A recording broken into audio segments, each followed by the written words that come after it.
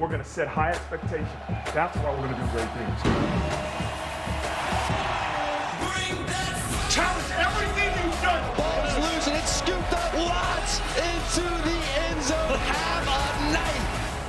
Pressure coming. Launches one to the end zone. It's caught. Big time players make big time plays. In for the Notre Dame touchdown. There's your game-changing play, Jack. Do it better than you ever have. That's all we need.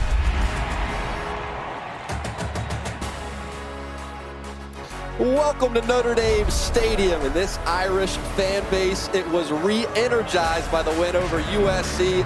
And now fresh off the bye week, Notre Dame welcomes the Pitt Panthers to town for the 73rd meeting.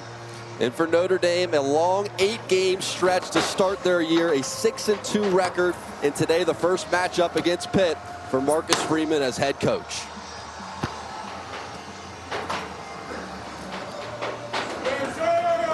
And for Pat Narduzzi and Pitt, this year has been a challenge. 2-5 record. The key win, though, over Louisville that spoiled their undefeated season. Notre Dame, they look recharged after the week off, right back home after putting on a show against USC. And here come the Irish.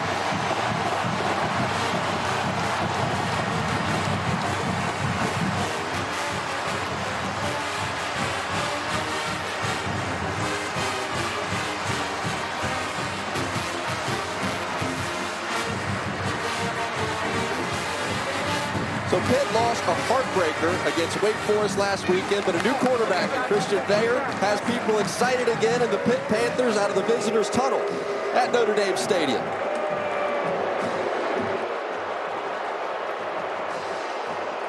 The third member of our team, Zora Stevenson, is with Notre Dame head coach Marcus Freeman. Coach, coming off a huge win over USC, then the bye week, how do you ensure your team is ready to go for this one?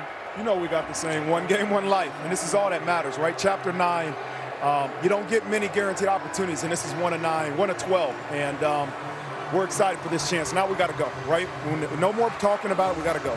What do you want to see offensively against Pitt's defense? Well, I've always believed it's the ability to run the ball, but we got to be able to take some shots too.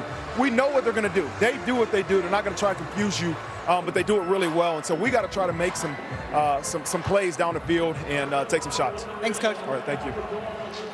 Coach Zort, thank you. Can the Irish run the table, or will Pitt pull off another upset? It's two familiar programs meeting once again. Notre Dame and Pitt. Kickoff when we come back.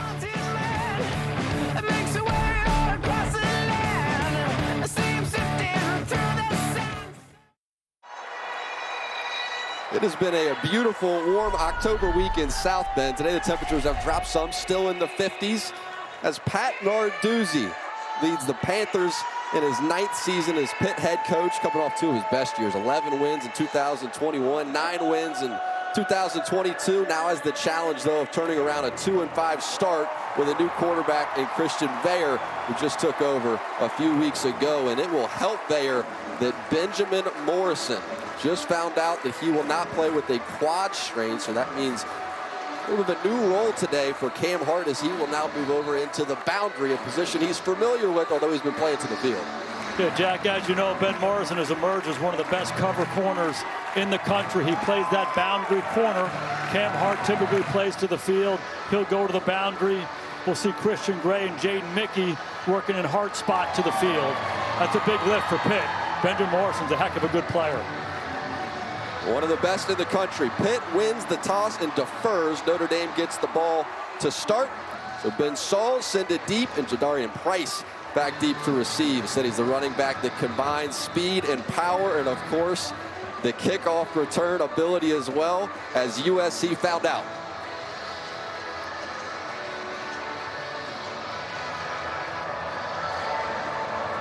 You can't ask for a better day for football. Into the Saturday afternoon we go. This is a good kick that flies in for the touchback. Sam Hartman leading the Irish onto the field, coming off the biggest win of his 6-year career to beat USC before the bye week. 18 touchdowns and 3 interceptions on the season. All 3 interceptions came in the loss to Louisville. We touched on the defensive performance last week for Notre Dame against USC, taking the ball away 5 times. But Sam Hartman, this offense, they were efficient. They cashed in on those opportunities. They played very well. They're going to need more of that again today. Audric Estime was a hammer in that game against USC. He starts at running back. Hartman finds Estime through the air as he takes it out across the 30, and he is tackled by McIntyre. So we had a couple of touchdowns in the second quarter against USC. The defense was setting up the offense so well, and Estime was paying it off. Good visit with Estime yesterday prior to the game, and certainly a very good between the tackles runner, but he wants to be a complete back. You got a glimpse of it right there. Look comfortable catching that flat and turning up the field.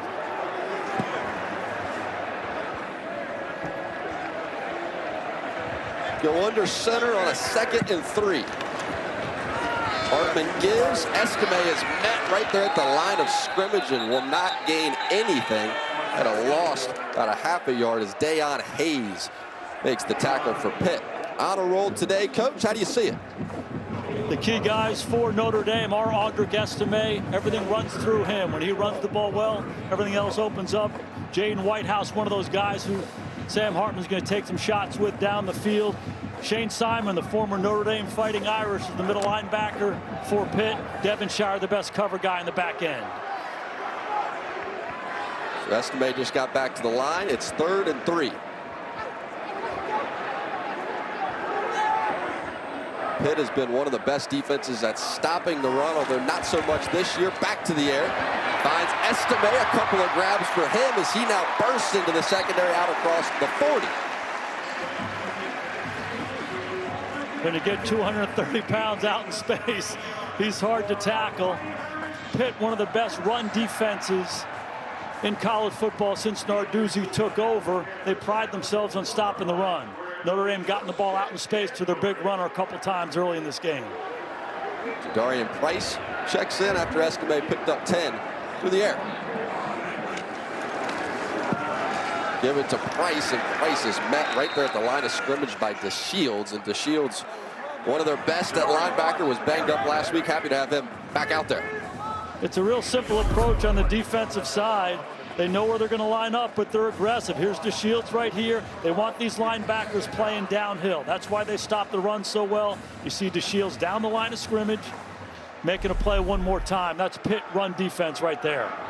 It's Devonshire matched up with Flores. Hartman drops, fires, and has a completion to the outside. It's Chris Tyree working the sideline over there nicely in the 46-yard touchdown against USC. You see the approach by Jared Parker, the offensive coordinator, right away.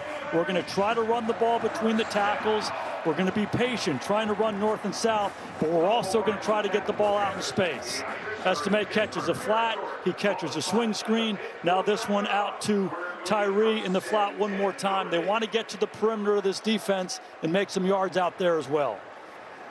I feel like Chris Tyree just keeps looking more and more natural at that wide receiver position. Holden stays in motion across the formation. Hartman drops and has a completion. It's Jaden Thomas, and Thomas has 3 defenders on him. It's DeShields who was there to get him on the ground. Talking about Estime being a complete back, he's right here. Prides himself as a runner, prides himself as a blocker. This is a quick screen. Free backer in the middle. Good awareness, stands up there. He's a big, strong guy. One more time, Notre Dame getting the ball out of Sam Hartman's hand quickly. Short throws to the outside. Been productive and efficient for him so far.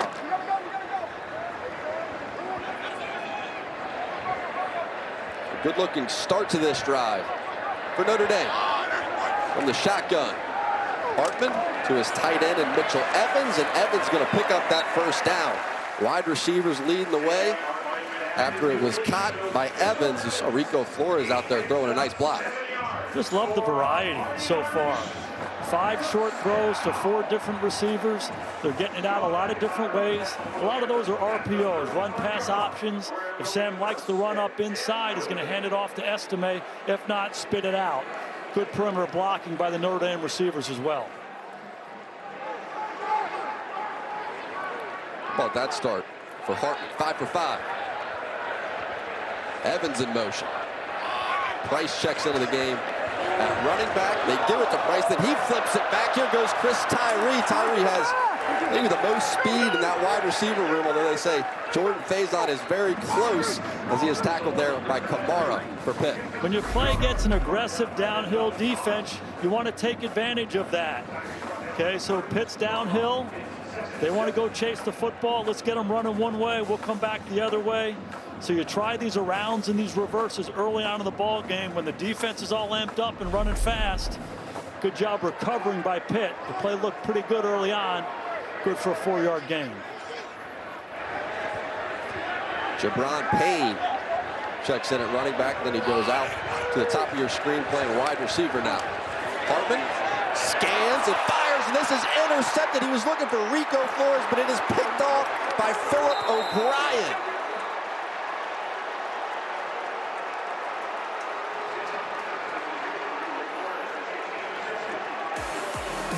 And they put a lot of stress on these corners, on these safeties, a lot of man coverage. Philip O'Brien coming up huge for Pitt.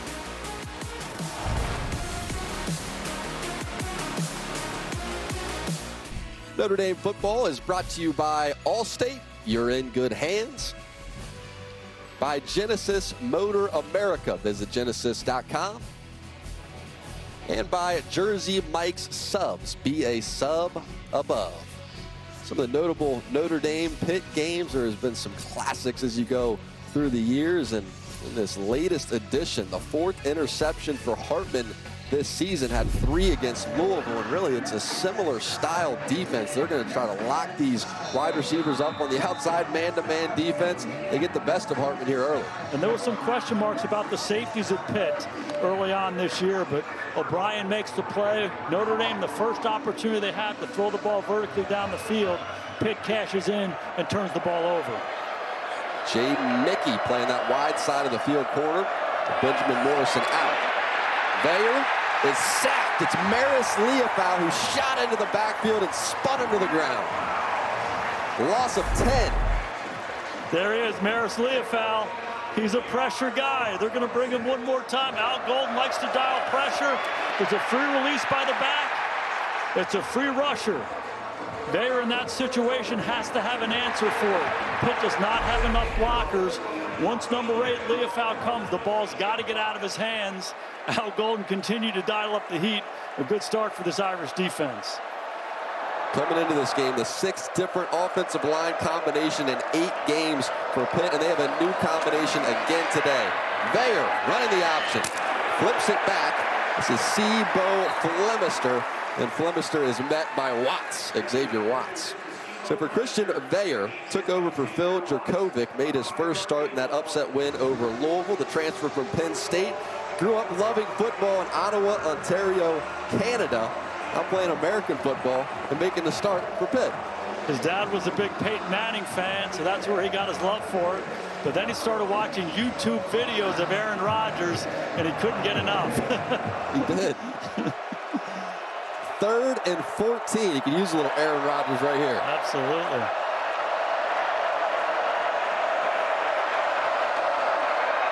Veyer, clean drop, throws it right over the ball and has a completion. That's Dejon Reynolds. Not going to have enough to pick up that first down, and you see the punt unit starting to gather for Pitt.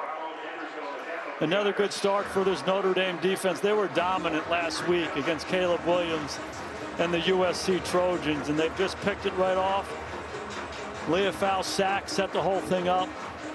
Veyer does not want to play behind the chains in long down and distance situations against this defense. Notre Dame defense had the Notre Dame offenses back in that USC game. This continues after the interception. Now Chris Tyree is hit, breaks the tackle. Now Tyree with some space out in front. Now he breaks loose. Here goes Chris Tyree. Nothing but green grass in front, and Tyree in for the touchdown. 82 yards to the house.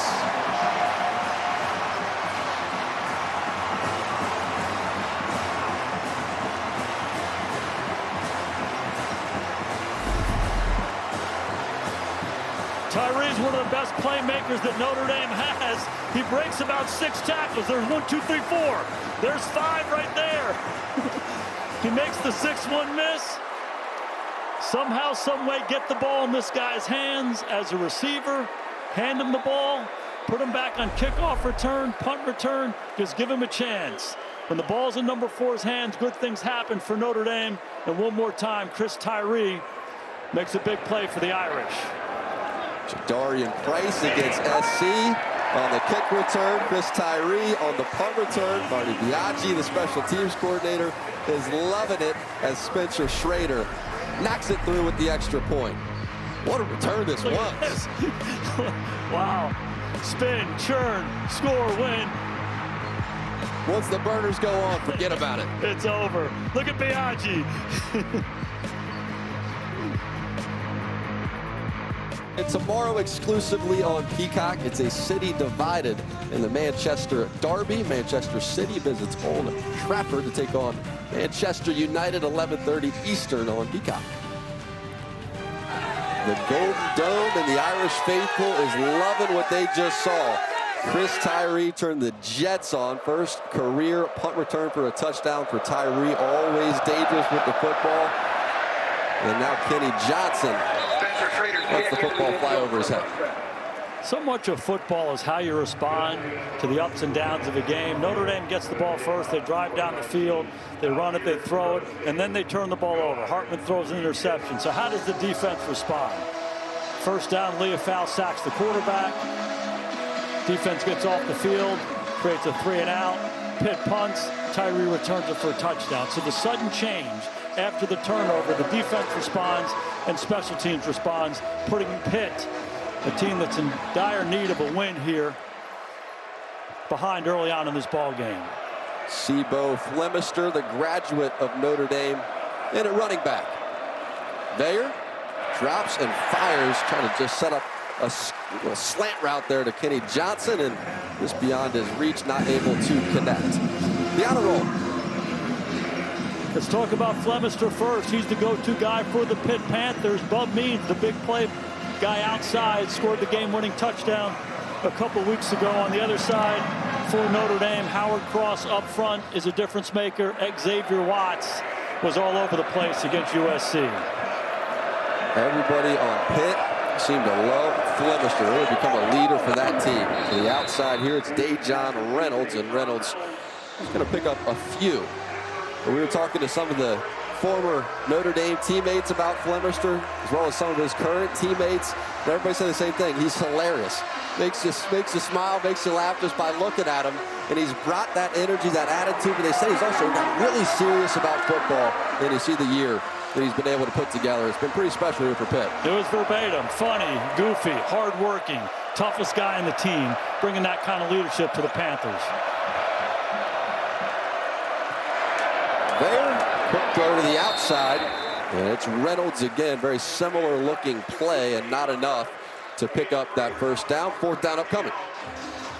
We've seen a lot of that from Veyer here over the last 3 weeks. He loves throwing the ball into the boundary. Typically Notre Dame is going to play with a press corner to the boundary, so you've seen them use some motion with Dejon Reynolds. But again, 2 short throws, short of the sticks. He gets the ball out there quickly. Maybe he's not letting some of these plays develop as much as he needs to. We will see if Caleb Junko wants to punt this football to Chris Tyree again. Would not recommend it. And it appears a change of strategy by Junko as that football rolls there. Out of bounds, 7-0 Notre Dame. Chris Tyree with the only points this Saturday afternoon.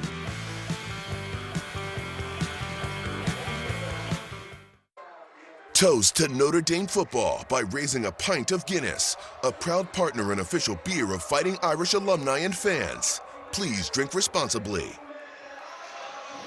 Well, that was one of Sam Hartman's favorite memories when we were talking to him about that USC win, and he got to spend a bunch of time, not just that handshake there with Joe Montana, but spend a little time with him. He said, I know about the aura of Joe Montana, but he's able to just be Joe, too.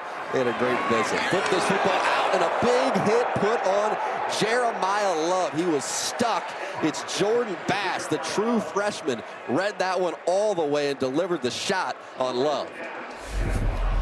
A lot of quicks early on in this ball game where Sam Hartman's getting the ball out, Pitt's onto it.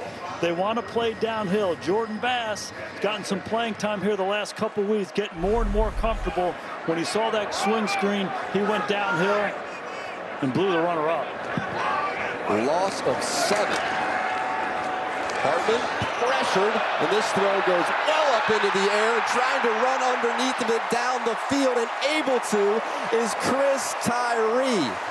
Traffic all around him. Did he come down with this in the middle of it? What an unbelievable throw by Sam Hartman, and an even better catch by Chris Tyree. It's hard to catch the back of the football, and that's exactly what he did in traffic. The safety McIntyre comes over. Tyree maintains the concentration. Remember, Tyree used to be a running back. He converted to receiver this year, and you pull back at the bye and you say, you know, where can we improve? What are the areas we can get better on offense? One of them is to get the ball to your playmakers. Tyree's one of them. He's off to a great start. Gain of 47, and Tyree has been the star of this first quarter. Play action. Holmes stays, trying to get him back involved in this offense as he heads down the sideline. This was such an unbelievable play by Chris Tyree. He's right here. He just runs vertically down the field. There's going to be a safety who comes over the top. Sam's got pressure in his face. He just throws the ball up. This very well could be an interception. Hartman gives him a chance. The concentration by Tyree. He catches the back of the football and maintains possession through contact to the ground. What a play. What a first quarter. Hartman gives. Estime trying to plow his way forward for that first down. It appears he is able to. And again, we had a good conversation with Marcus Freeman. You know, what do you do when you have a bye? Big win against USC, you have this extra practice time. As coaches, you get a chance to take a breath and evaluate what you're doing on all sides. And offensively, it's like, hey, who are the playmakers? Who needs to touch it more? Number 4 does. He's showing what his versatility is as a receiver, as a returner, and don't be surprised to see them hand him the ball before this game is out. First and goal. Hartman, play action. Trying to navigate that pocket, and Hartman is sacked. It's Okunlola. I feel like he could have an NFL future. Still a low guy, Samuel Okunlola, into the backfield for the sack. You got to feel good about Notre Dame's protection here. Hartman has plenty of time. He's got a nice clean pocket. Pitt prides themselves on being excellent cover guys on the back end. If Sam had to do that one over again, he'd probably just kind of settle up in the pocket. He tries to run away from it. Fisher's in a good position right there. He runs himself into a sack. Redshirt freshman getting home. Hartman, triangle right over the middle. He is intercepted again. It's Brandon George who picked him off as Hartman was trying to slip one right in behind him. It's another one of those run-pass options. Sam thought about handing it. He pulls it out. Brandon George has instincts, a feel. He knocks it up in the air. Pitt makes him pay one more time.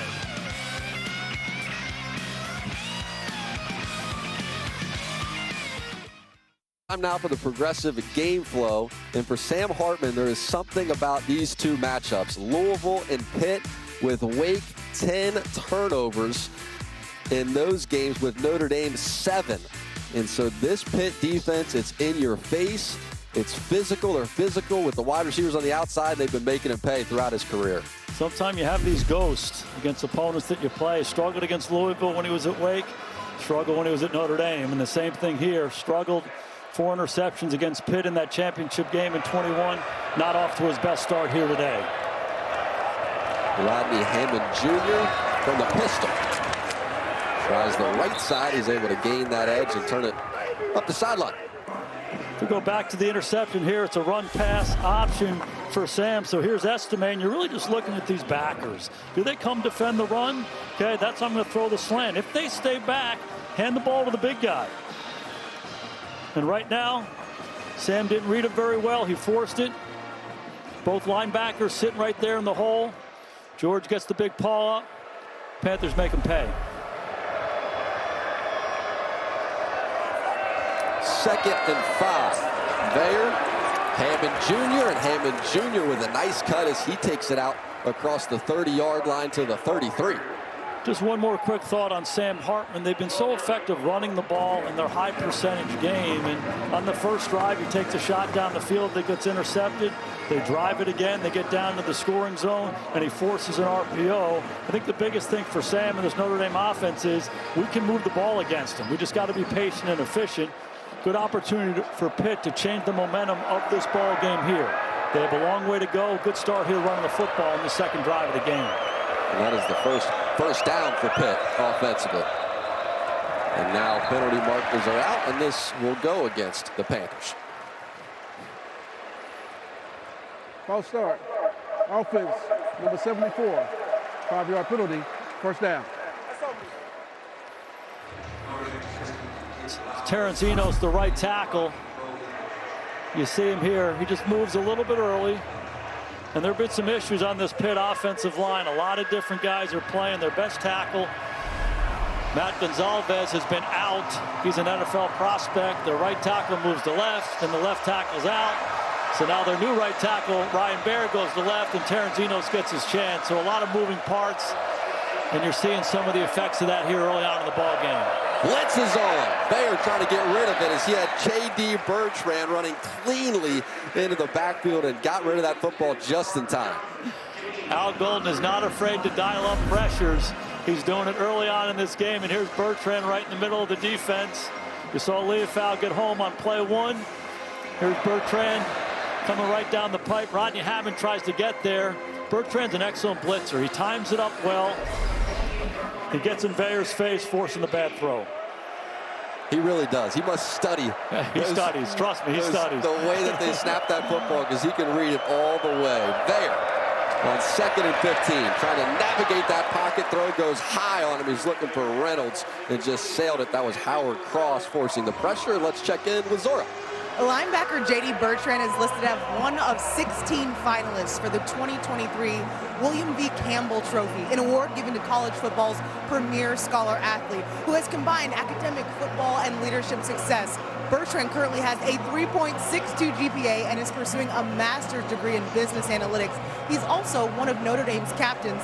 The winner is going to be announced in Vegas in December. He can do it all. Led Notre Dame in tackles last year, led the Irish in tackles in 2021 as well. It's just been an incredible career. Now Bayer, 3rd and long. Quick completion to the outside. It's Dejon Reynolds, and Reynolds runs into a group of Irish defenders and will not pick up that first down and will not get close. Been a theme early on in this ball game. Get a sack, get a minus play, and then have to dig out of a long down and distance situation. Notre Dame getting off the field twice on 3rd down. But back to Bertrand getting that William Campbell Award. Campbell was the head football coach at Columbia before going out to the West Coast in Palo Alto. Became an advisor to so many of the amazing startup companies, Apple and the rest of them. And it's great to see him honored for his work both in college football and beyond. And if someone else wins that award besides J.D. Bertrand, I want to meet that guy because Bertrand's certainly deserving. Good point. Caleb Junko not even going to kick it close to Chris Tyree. Junko's a smart guy. How could Hartman calm himself down and get into a rhythm in this game? He just needs to relax. Look at him. He's 8 for 10 for 88 yards. He's been efficient. He's been completing balls, but then he gets a little bit greedy. He just needs to settle down, keep running it, keep taking the high percentage throw, and don't force the vertical throw until you get it. They'll have some opportunities, but let it come to you. Holmes stays in motion. They flip the football that way. Audric Estime with blockers out in front. Nice hole opens up. That's Rocco Spindler as well as Blake Fisher leading the way for Estime. Notre Dame has 2 of the best tackles in the country. This is the right tackle, Fisher. Watch these guys out in space. This is crack, and pitch it to Estime. So we've seen Estime inside, running between the tackles. We've seen him catch passes. Now he runs the toss play. When you get these big athletic offensive linemen and tight ends running in space, it becomes hard for those secondary guys on the other end. Good call by Jared Parker to get the drive started. Mitchell Evans across the formation. Hartman Drops to pass and throws this over toward the sideline. It's Jaden Thomas. And Thomas been dealing with a bit of a hamstring injury as this first quarter comes to a close. So nice for Irish fans just to see him back out there, starting to look like himself again. So it's been a really interesting first quarter. A couple of picks for Sam Hartman, but Chris Tyree doing the job to get the Irish on the board.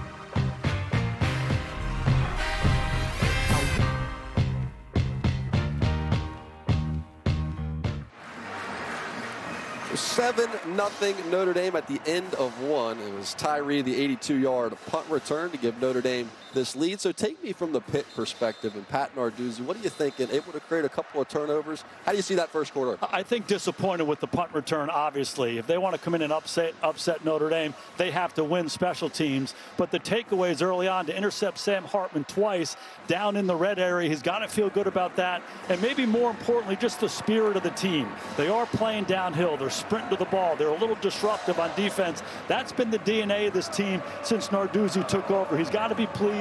His quarterback looks poised and comfortable, but they have to get something going on offense. So to begin this second quarter, Irish offense in good position, already in Pitt territory. Completes this one to Jeremiah Love, and then it was dropped in the hands of Love and unable to make that grab.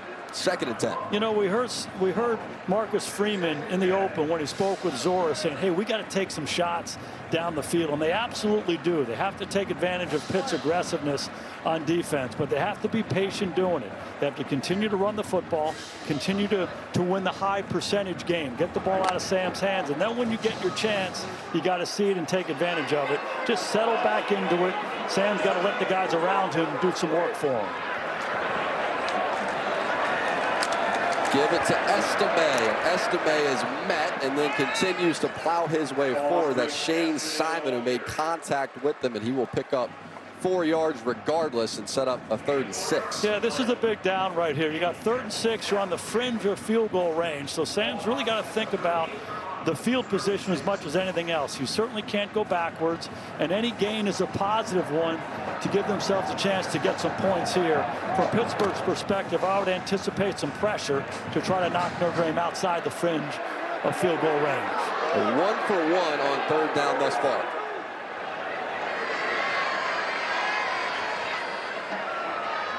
Showing pressure. Sure are. Hartman reads that at the line and now whistles before the snap. Do we have a timeout? Yes, we do. Timeout by Notre Dame. And again, when you're the play caller, Jared Parker, and you're the quarterback, Sam Hartman, you have to anticipate what the defense is going to play based on the situation and also the field position. And again, Pitt showing some pressure right there. Oftentimes in these looks, you think that they think that we think, you know, so you can use that to your advantage, right? So Pitt showing pressure, looked like they were going to bail on that one. And now we get back into our huddles and we're talking on both sides. Hey, what did it look like? It looked like pressure. Now Pitt's saying, hey, did they see us bail out of it? So you start playing these mind games to make your best call on either side. And we have seen Marcus Freeman be aggressive in this area of the field and play like it's 4-down territory. We've also seen Spencer Schrader with a really powerful leg, able to hit these deep kicks. So see how it plays out on this 3rd and 6. I would anticipate Sam having a quick option on one side of this formation. If they heat him up, give him a chance to get the ball out of his hands and maybe get a little run after catch.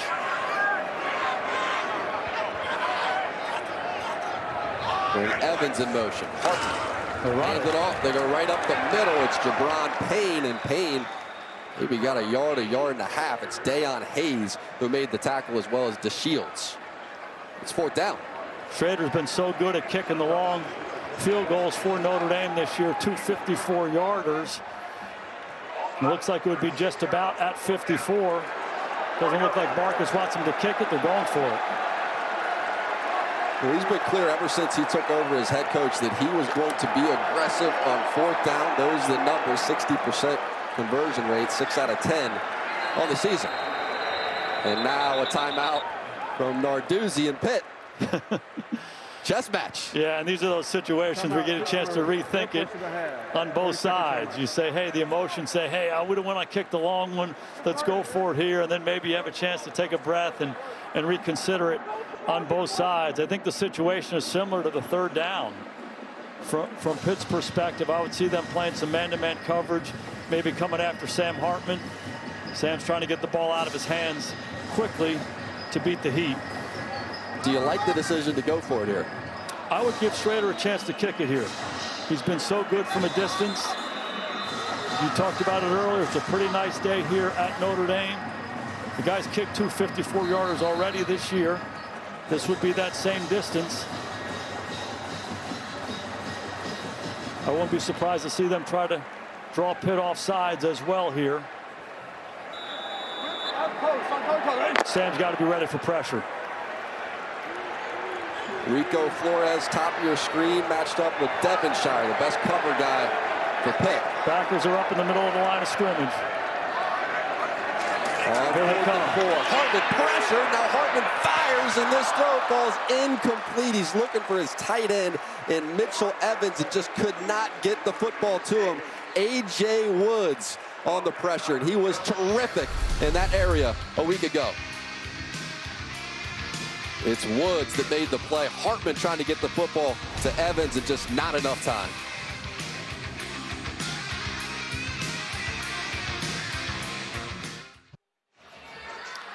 Hey, this look from above is brought to you by Walmart Plus. This is the fourth down play. Football's a lot about numbers. They got 5 offensive linemen and an extra protector. They got 5 there. This is 6. This is 7. Man-to-man coverage outside. If they bring them all, Notre Dame's going to be 1 short. Okay, they bring this one. They bring this one. He tries to get the corner out to Evans. There's not enough. From the left side of the formation, A.J. Woods is the free guy. They try to get a vertical route down the field. Sam does not have enough time to make an accurate throw. Good effort by Evans. Love the call by Narduzzi to come after him. Notre Dame didn't have the answer. And A.J. Woods had 2 sacks last week against Wake Forest as well, for the 6th year player they love to bring out of that secondary. Bayer back out onto the field. Option, flips it to Hammond Jr., and Rodney Hammond Jr. is escorted out of bounds with positive yardage. Give him 6 yards. This is the second time Pitt has run that play. It was a play that was successful for Louisville against Notre Dame. It's just an option.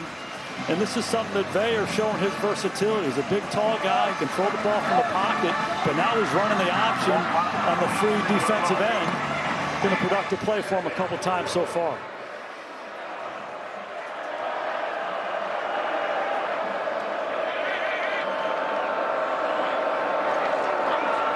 Second and 3. Bayer drops, and this just a little too far, looking for Bub Means. So how do you get Bayer? What kind of a growth curve are you looking for? 3rd start for him. How do you get him playing his best football, knowing that he is really new to it at this level? He's been so impressed by him so far. Has not played a lot of football at this level. Transfer from Penn State. Didn't play much there. And in these last 2 starts, what's impressed me is his poise and composure and how he's seen the defense and getting the ball out of his hand. Like any young quarterback, he needs to play. He's going to make good plays. He's going to make bad plays. I like what Frank Cignetti, the offensive coordinator, has done for him. He's put him in some favorable situations over the first couple ball games, getting some easy completions. Needs more of that today. Bayer hands it off. It's Kenny Johnson, and Kenny Johnson going to pick up that first down as he takes it out to the 50. The true freshman, and Kenny Johnson, they really like him on the outside. You know, that's a good example there by Cignetti. 3rd down situations are hard for any quarterback, particularly young quarterback. So let's go fly sweep with Johnson, one of our most dynamic players, and take some pressure off of Bayer. Good execution there by Pitt to keep the drive alive.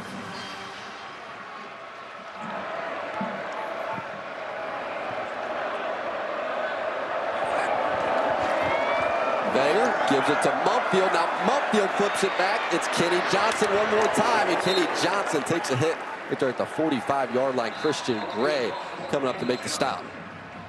And a penalty marker is out.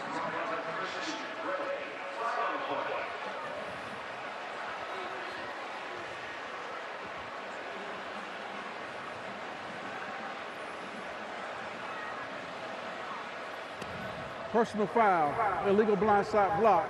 Offense, number 0, 15-yard penalty, first down. It's on Bub Means. They go fly sweep reverse, and this is means once the ball comes back. Thomas Harper chasing the ball down. It's part of the effort to improve the health and safety of players, the blindside block. If Harper can't see it, you can't hit him like that. It's a good call by the officials. You know, we talked about Vayer's background. He's from Ottawa, Ontario. Played a year of high school football in Buffalo, a year down in Maryland. But you know, he talked about playing on the city team, the town team in Ottawa. Did. And great experiences there when he was doing that. And, you know, still learning the game. But he's grown quickly in the last couple of weeks. See his parents looking on. Vayer down the field, and it is intercepted. Xavier Watts. Watts was the hero against USC. Now Watts is still on his feet. He's played some receiver in his background. So the interceptions, no surprise, and the return ability as well. Howard Cross forcing the pressure. Xavier Watts, as dangerous as they come on the back end. 2 picks, the forced fumble, the fumble return for a touchdown against USC. Add another pick to the year of Watts.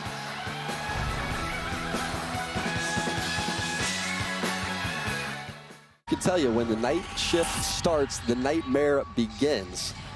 5 Nights at Freddy's in theaters and streaming now. Peacock is where you can find it. Oh, Where's Waldo? Halloween coming up. Typically celebrate the weekend. Prior celebrations have been all around campus. I think I saw Zach Galifianakis as well, Alan from The Hangover, so a lot of good costumes there. You look at the student section of Notre Dame Stadium. Now Estime, he can be a nightmare for the defense. Estime hits the gas pedal down inside the 40, down to the 30, rumbles Audric Estime. Audric Estime is the key to Notre Dame's football team. They have to hand him the ball. They have to give him his opportunities between the tackles, and here he is, double teams at the point of attack. He's got good quickness, he's got good vision to go with that 235-pound frame. Keep handing it to him, good things will happen. Right back up on the ball, and a completion to Rico Flores. He had the 33-yard run by Estime, straight up to the line, back to the air, and there goes Flores. It's that same formula they used on the first drive of the game. Hand it to Estime, throw it to Estime, and then throw the ball out into the flat. This time it's Flores catching it and up the sidelines. One more time, Notre Dame knocking on the door. Drive set up by the 5th interception of the season for Watts, tied for the most in the NCAA this season. Estime runs into a group of defenders there. Multiple Pitt defenders on the spot. DeAndre Jules and company make the tackle. Here's a look at the interception by Xavier Watts. Here's Watts right here. He's the middle safety. Okay, and if you look at Vayer's eyes here, we always used to talk about the stripe of the helmet. Keep it down the middle of the field when you're throwing a go route outside. And you look at Vayer, he looks and looks and looks and gives Watts a chance to break on the ball. He throws the ball too far down the field, but Watts is too good overlapping. You said it, receiver background. He went and got it like a receiver. His guy's been making plays left and right. How would you coach Vayer on that one? Yeah, again, just the patience. He knew what he had. He knew he had one-on-one outside. His biggest responsibility is to keep that single high safety, Watts, in the middle of the field with your eyes. And so he'll learn from that experience. When he comes back the next time, he'll understand the importance of what the coaches have been preaching. And we had the ability to visit, as you see Green make his way over to the sideline, a little shaken up, David Green, but we had the ability to visit with Watts just yesterday, and he was saying, you know, it was a challenge at points in his career at Notre Dame when they're saying, we're going to switch you to receiver this week. Wait, now we're going to switch you back to safety. And he played a bunch of receiver in high school, and he's going, am I not good enough to play safety? What is it? But it was that Navy game where they started to notice he has a special ability in that safety room. We need him on the field more, and Marcus Freeman was very deliberate about that. I think he made the right decision. 2nd and 7, Estime, right decision, giving him the football. Touchdown, Notre Dame.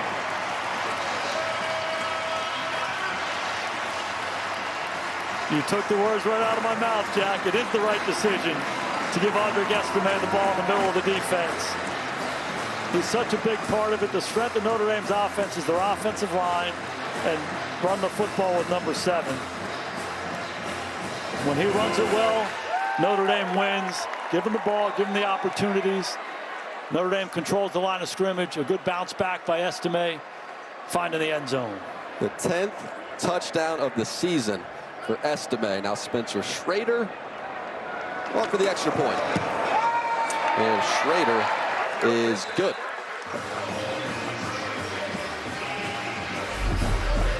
Notre Dame goes fly sweep motion, but the biggest thing is these guys coming off the ball. Double teams at the point of attack, and here's Estime, and he breaks it back. A big hole on the backside of it. Excellent block. Jaden Thomas outside. When your receivers block, those 4-yard runs become 16, 18-yard touchdowns. Excellent job up front. Excellent job on the perimeter. Keep giving that guy the rock. 4 plays, 63 yards, 135 off the clock, and Estime with that 10th rushing touchdown. So you look at the season, the 6 wins, Estime, you know what he's done, and the 2 losses just been completely different. The best coaches keep the game simple. So you talk about, you make evaluations in the bye. Hey, you pull back and you say, hey, in our 6 wins, that's what's happening.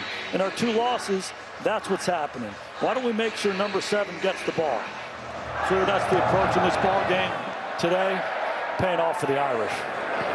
And Schrader is in for the touchback. So for Christian Veilleux, it has been a very interesting and winding road to becoming the starting quarterback at Pitt.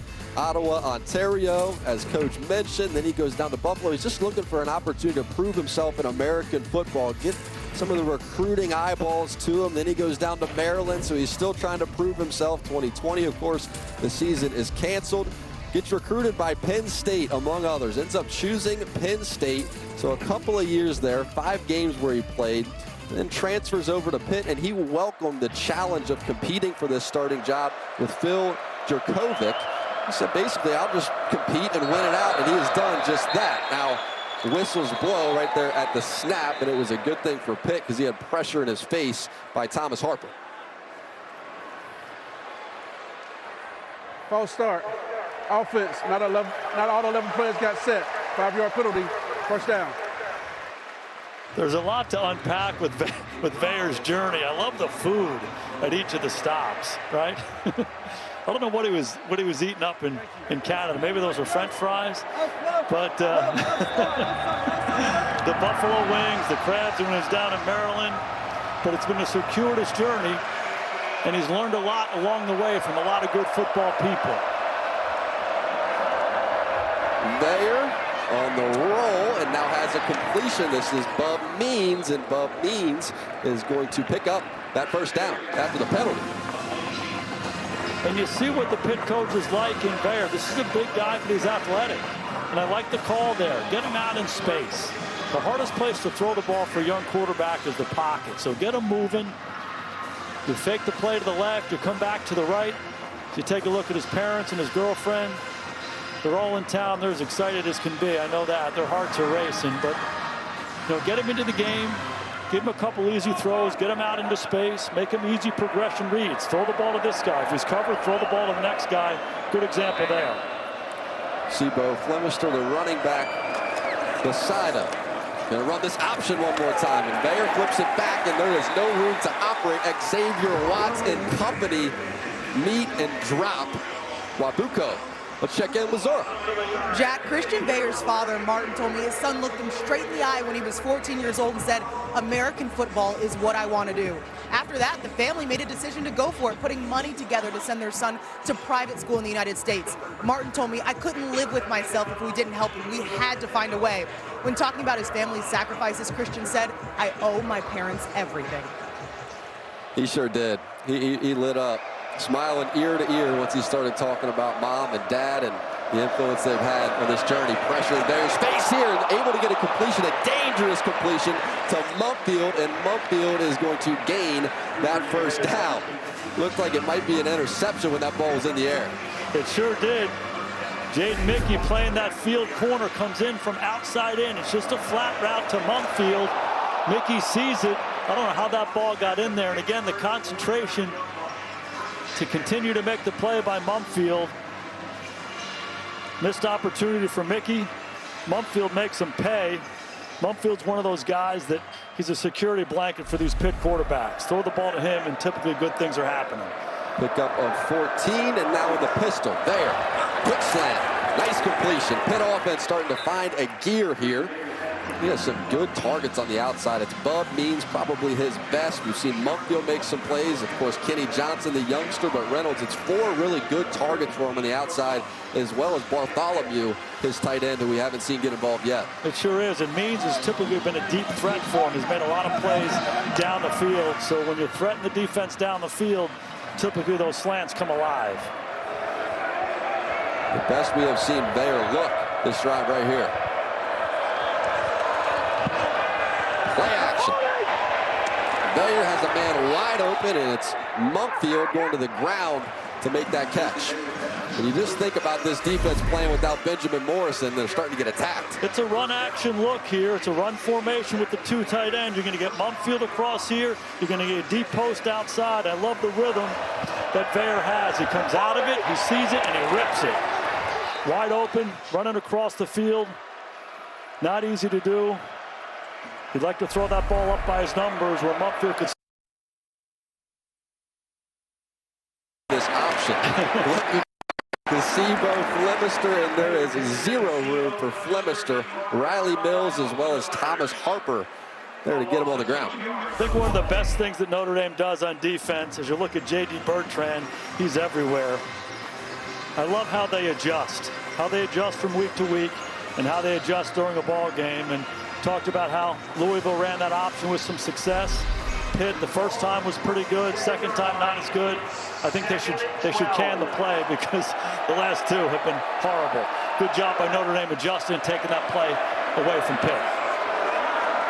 Christian Bayer, clean drop, looking down the sideline, has a man and just a little too far for Reynolds, who had 1 on the route, just waiting on the ball and can't hit him. He has Dejon Reynolds outside, and it's going to be a double move. It's a hitch and a go. Mickey has not played that much football for Notre Dame. Typically, that's going to be Cam Hart as the field corner. Mickey's getting aggressive. He wants to make a play.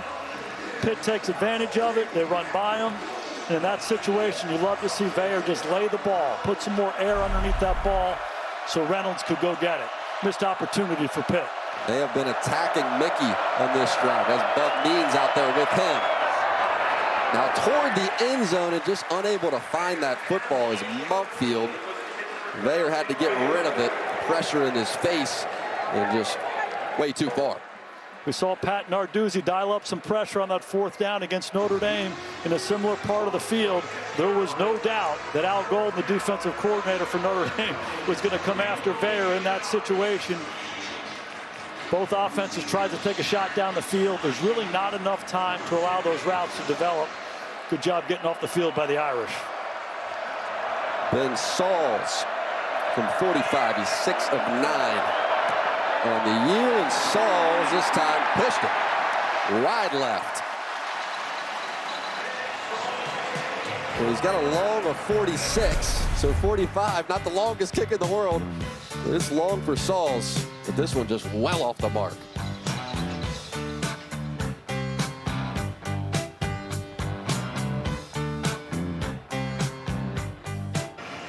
So a little frustration for Coach Narduzzi after the missed kick from Sauls, but this is a guy that grew up playing for his dad.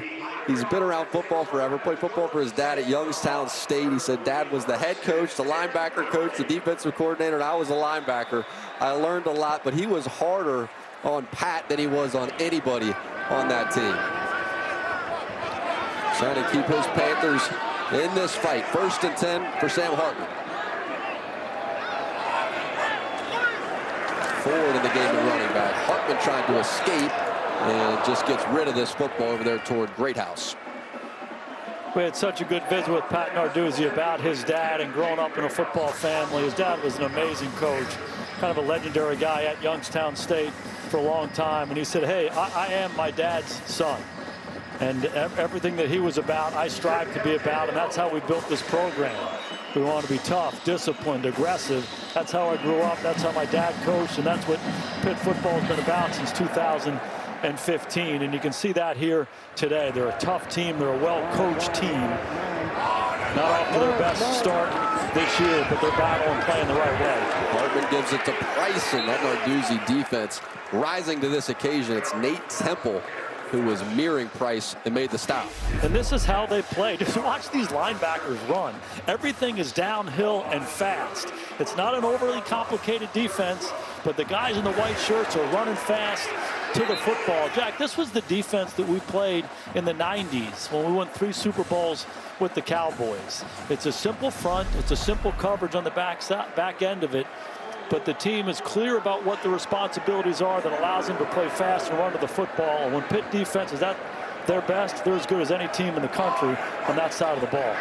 3rd and long. Pressure look. Hartman gets hit. Completion. It's Evans. Evans has some space out in front. He tries a hurdle, although he is caught by Marquez Williams.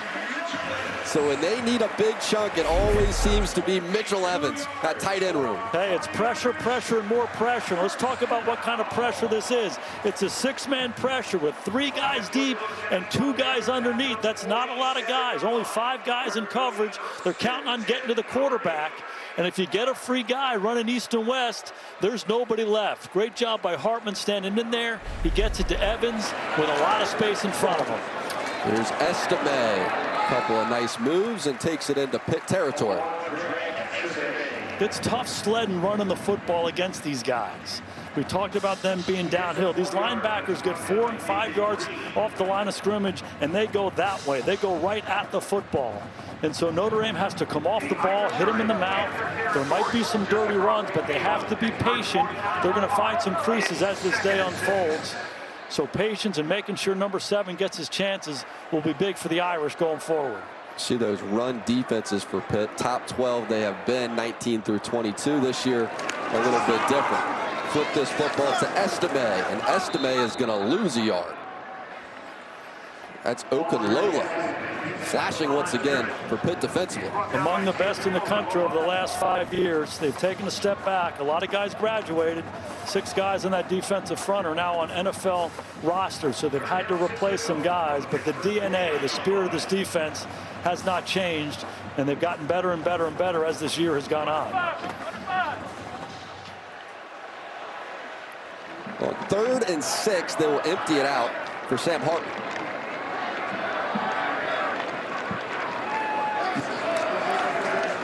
Hartman gets that football out of his hands quickly. It's Mitchell Evans, but Evans is stopped by Donovan McMillan. 4th down upcoming. Yeah, I got to believe in this situation that Marcus is going to kick this thing. And it appears he will. It's 4th and almost 3. You're around midfield. Defense is playing well. Let's play field position here if you're Notre Dame, and see if the young quarterback can drive the ball against your veteran defense. So Bryce McPherson going to get some work. And he will send this punt to MJ Devonshire. McPherson hits a high punt that's drifting down to just about the 11, and fair catch called for right there on the spot. 14-zip Notre Dame, the Golden Dome, shining bright on this Saturday afternoon in late October.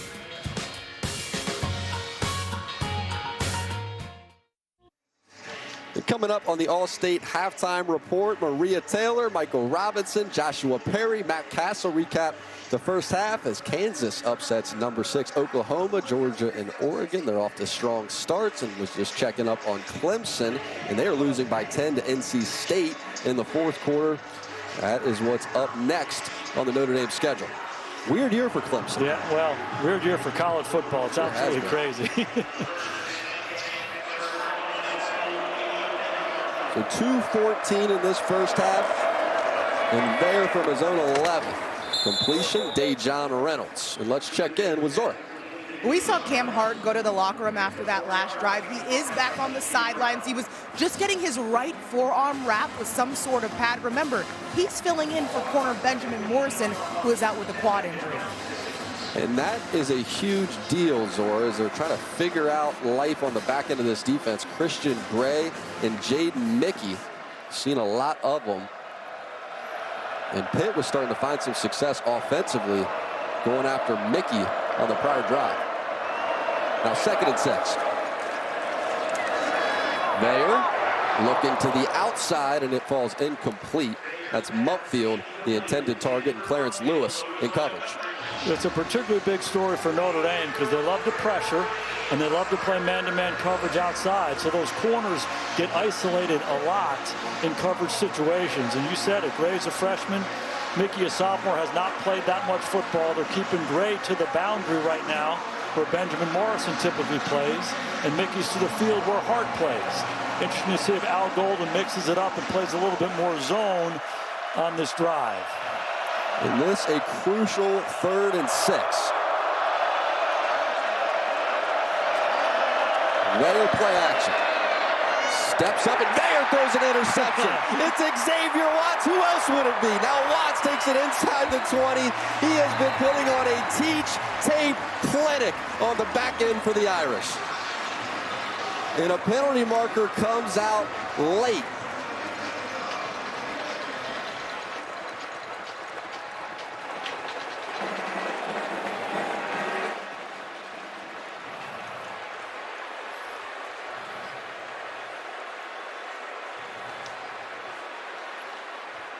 Trying to sort something out here, Jack.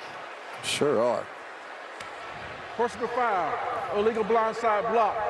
Intercepting team, number 27. 15-yard penalty from the end of the run. 1st down, Notre Dame.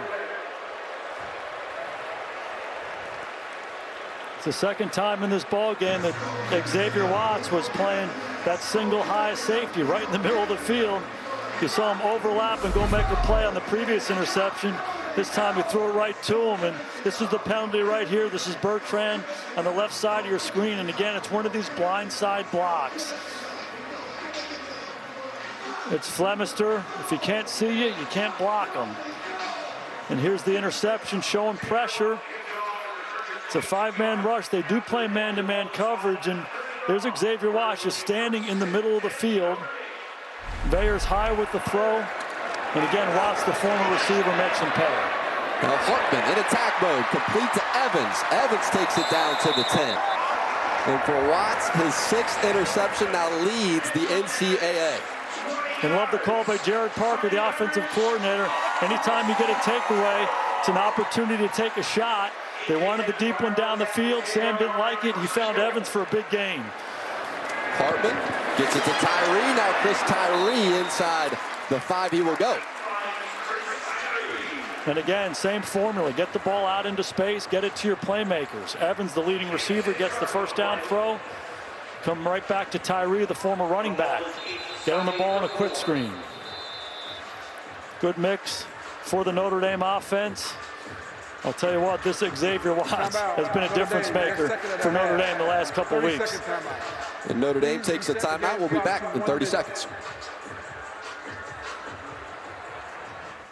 A minute to play in this 1st half. Notre Dame up 14-0. Walk me through the offensive philosophy. Yeah, it's 2nd and goal on the 4-yard line. So you have a timeout with a minute to go. It's obviously plenty of time down here. You'd like to be able to run the ball with Estime, but then you just have to have some urgency coming out of it. I don't think in any way you want to make this a throw type situation. Get your best play. Get the ball to Estime, but just have some urgency after the snap. Heavy formation. Estime straight up the middle, and Estime runs straight into the teeth of this Pitt defense. Shane Simon got there first, the transfer from Notre Dame, and gets Estime on the ground. Clock ticks. Now you're in a 3rd down situation. It's 3rd and goal from the 5. Plenty of time. It looks like Marcus is going to call timeout. He's letting it bleed. Wants to make sure that Notre Dame has the last shot and doesn't give Pitt an opportunity to come back the other way.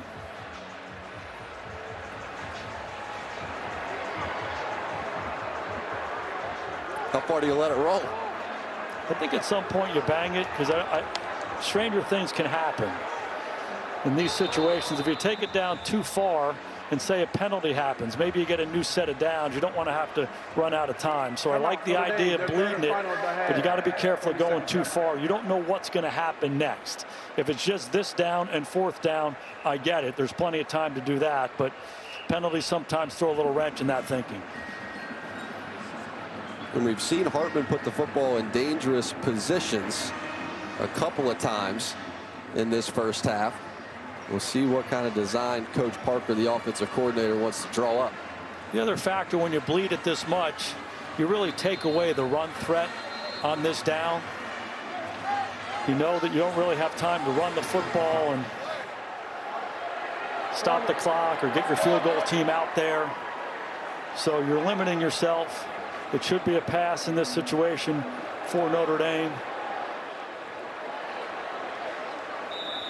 I would anticipate some man-to-man coverage on the back end by Pitt and probably some pressure. Down at the bottom of the screen, Jaden Greathouse is going to match up with Devonshire. And Pitt wanted to get a look at that formation. And now Narduzzi is going to use a timeout of his own. That's the old Kodak, Jack. You know, you take a picture of it. Yep. You know, let them line up in their formation, try to get a beat on what they're going to do, and then you bang your timeout and you come back and you talk about it. And again, Narduzzi is telling his guys they're not going to run the football. So any play action, disregard that stuff. We got to guard these guys in the back end. And again, I would anticipate some pressure coming from him to force Sam to get the ball out of his hand. And Jaden Greathouse was the touchdown machine at the beginning of this season. 3 touchdowns the first 3 games. Finally healthy. He's been working his way back from that hamstring. In his absence, we've seen guys step up like Mitchell Evans. Rico Flores caught that touchdown against Ohio State. Only touchdown of the season for him. See Hartman's pick on 3rd and goal. They have 12 personnel in the game. You got Evans and Stays, the tight ends, and then the 2 freshman receivers. Stays has been a good threat down here for them. 4 touchdowns. Leads the Irish. Bring Greathouse in motion, try to free him up. Hartman looks, fires, touchdown. Holden stays, and a penalty marker flies right there behind it. Was there a pick to get Stays open? A couple of flags come out. That's been the route he scored most of his touchdowns on. Those little drag routes where he gets a little help, he gets a little rub. He aligned on the left side of the formation. Evans was on the right. They came together. We'll see what the officials saw. Pass interference. Offense, number 88. 15-yard penalty. 3rd down.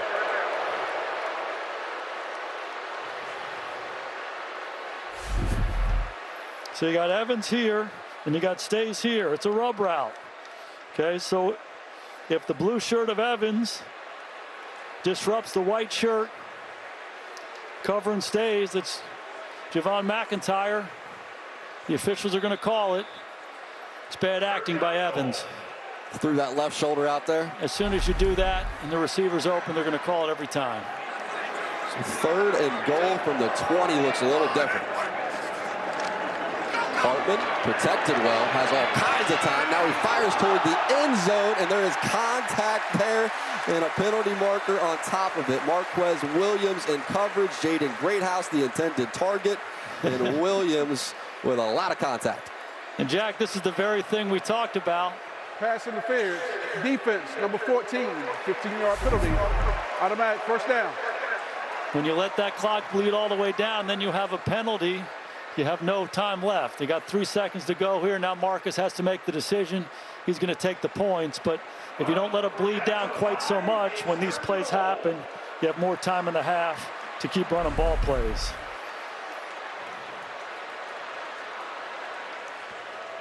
So Spencer Schrader with a chip shot from 23 yards away. Can he extend the lead for Notre Dame?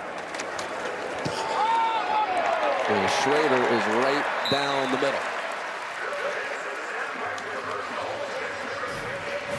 So 17-0. Notre Dame at the break. Really an interesting first half. Hartman moving the football just fine. A couple of turnovers, though. Irish defense in full control. Pitching a shutout at the half.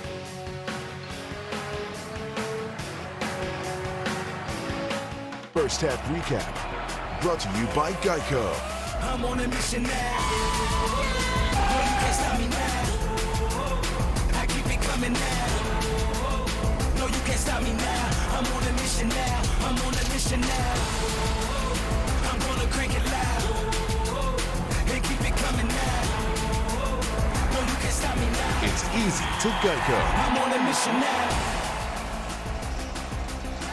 So the Irish in control at the break, 17-0. The college football bulletin here in South Bend, Indiana. Some of these numbers from half number one, the quarterback comparison. Veyer, a couple of picks to his name. Hartman, the same thing. On the other side, hasn't been the greatest day for quarterback play thus far. And for Watts, the 6th interception season for him. Leads the FBS, 4 in the last couple of games. USC was sensational for him. And for Notre Dame, special teams, back-to-back games with a return touchdown. Of course, Price and what that did in the second half against SC, the 99-yard kickoff, and then Chris Tyree, the 82-yard punt return this afternoon. Pitt came into this game as a 20-point underdog. So typically in a game like that, you need to win 2 of the 3 phases. In Notre Dame, the big play in the punt return game for the Pitt Panthers, hard to overcome that. Squib kick scooped up by Wabuko, and let's check in with Zora. Coming into this one, Pitt head coach Pat Narduzzi said his team was going to need magic consistency and execution. He just told me we're missing a little bit of everything, but my biggest point to the team at halftime was we have to get in the end zone. For Notre Dame and head coach Marcus Freeman, he wants to see his team finish plays and be smart. Don't beat Notre Dame is the line that he used. He said on defense, Xavier Watts is taking advantage of opportunities. He said it's one thing to be in the right place, but another thing to make the right play. Yeah, Zoran Veyer starts this half with a completion to Kenny Johnson, and he is met immediately by Thomas Harper.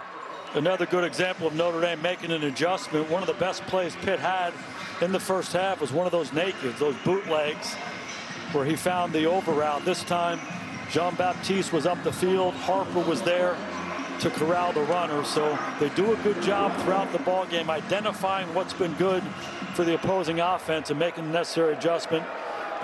Nobody does it better than Al Golden in this Notre Dame defense. 2nd and 12. Veyer complete. It's Reynolds, and Reynolds will stop and start move to get it to the 30. J.D. Bertrand tracked him down and got him on the ground. A big early 3rd down for Pitt coming out in the second half. When you're down 17, this first drive is critical. You can drive the field and make it a 17-7 ball game. All of a sudden, there's life in your team again. Early down success for Notre Dame's defense. Pitt finds themselves in a 3rd and 8. Notre Dame showing pressure in man-to-man coverage right here. 3rd down has been difficult for Pitt. Veyer scans, fires, and a penalty marker comes out. That was Jaden Mickey over there in coverage on Dejon Reynolds.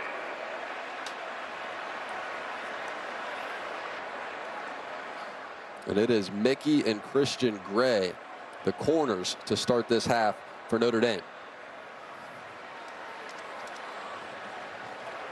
Personal foul, face mask, defense, number 13. 15-yard penalty, automatic first down. So Thomas Harper. Again, we touched on in the first half the injuries to the corners. Both Morrison and Hart are out. So now it's Jaden Mickey and Christian Gray outside. And is Al Golden going to change? No, he blitzed and played man-to-man coverage. Okay, there's Harper there. Little yank on the face mask on Mumfield as he broke inside. A good break for the Pitt Panthers. Wildcat. A Wildcat look. It's Flemister, and Flemister, not much room to operate. Maybe got a yard. Javante Jean-Baptiste, the transfer from Ohio State, making the tackle. So Golden showing confidence in his young corners. It's a school of thought that would say, hey, we're up 17-0. We got these young corners playing outside. Let's play a little bit more zone. Let's protect them a little bit. No, pressure man-to-man coverage on 3rd down. He's not backing off one bit. See Cam Hart as well as Benjamin Morrison over on the sideline. Benjamin Morrison, the quad strain coming into this game, and Cam Hart has not returned. Veyer hit as he's trying to get this football out of his hands. He took a big shot, and he's slow back up to his feet. It's Jack Kaiser in the backfield delivering the blow.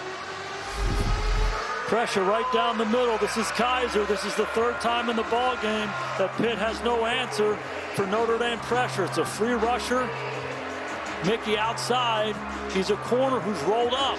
Has an opportunity to intercept the outbreaking route. He misses it. It's tough when you play quarterback when you got free rushers coming at you all day long. Not an easy down. And again, 3rd and long for Pitt. And a pressure look by Notre Dame. Looks like man-to-man. Harper following the motion guy. They're pressured and steps up in that pocket, creates a little more time, and it is deflected and batted down by Maris Leofau. Leofau read the eyes of the quarterback all the way, and he made the play. You see Vayer's athleticism there. There was a pressure one more time by Notre Dame. He finds a soft spot in the pocket and gets away from it. Look at Maris Leofau. Such a good athlete, such a good feel. He's long and he's athletic. Gets the right paw up there and knocks it down. Making Punahou High School proud. Junko onto punt, and it will roll into the end zone. Barack Obama's alma mater. Well, it's Manti Te'o, 17-0, Irish. I put a spell on you. Notre Dame football is brought to you by Allstate. You're in good hands. And by Charmin. We all go. Why not enjoy the go with Charmin? Fear itself at Legend Park in Mishawaka. One of the largest Halloween events in America. Halloween, getting in the spirit, coming up on Tuesday. A lot of costumes here today, dressing up as Sam Hartman. How about that? You got your costume picked out yet? Good. Rocky Balboa. I go as Rocky Balboa every year. Yeah, like keeps it easy. Tape your hands, wear some gray sweats, there you put a go. black hat on. It's easy. Bag of chips. A few sets of bench presses. Hartman on the roll. Got him. And Hartman has a completion. It's Rico Flores, and Flores with space out in front. Patiently, now Flores hits the gas pedal inside the 30, down to the 20 he goes. Shane Simon had to run him down. These play actions help all quarterbacks. Get a little over route here, show the action to the left. Sam comes out, he's got Evans in the flat. They don't cover the over route, that's Flores. We talked about how young quarterbacks trying to get into the rhythm of the game like those nakeds, those bootlegs. You know something? Veteran quarterbacks like them too. They're easy completions, progression read. Good call by Parker. Pickup of 60, and that was Greathouse who was throwing the block out front. Here's Estime, and Estime bursts into the secondary and delivers a lowered shoulder on Marquez Williams. Big physical offensive line. Big physical runner. Blocking by the perimeter guys. Just love the mix. You go play action on first down, then you come back with the hammer. This is a big drive for this Pitt defense. A touchdown here to make it 24-0. Awfully hard to overcome. Got to hold him to 3. There's Joe Alt holding down the left side of that offensive line so well. Hartman gives, it's Price, and Price breaks a tackle and into the end zone he will go. He's that combination of speed and power. See the power there. Notre Dame has 5 running backs that they can play. Jadarian Price has not had that many opportunities, but when he gets them, he takes advantage of them. Big kick return last week against USC. This time in the red zone, he gets his opportunity, breaks 1, 2, 3 tackles. A really strong lower body to go with good vision. He runs through the contact, knows how to finish. Spencer Schrader, his extra point is good. 24-0. So it all got started with Rico Flores. Fellow true freshman and Jaden Greathouse through the block there, and then it was Price. He's been heating up.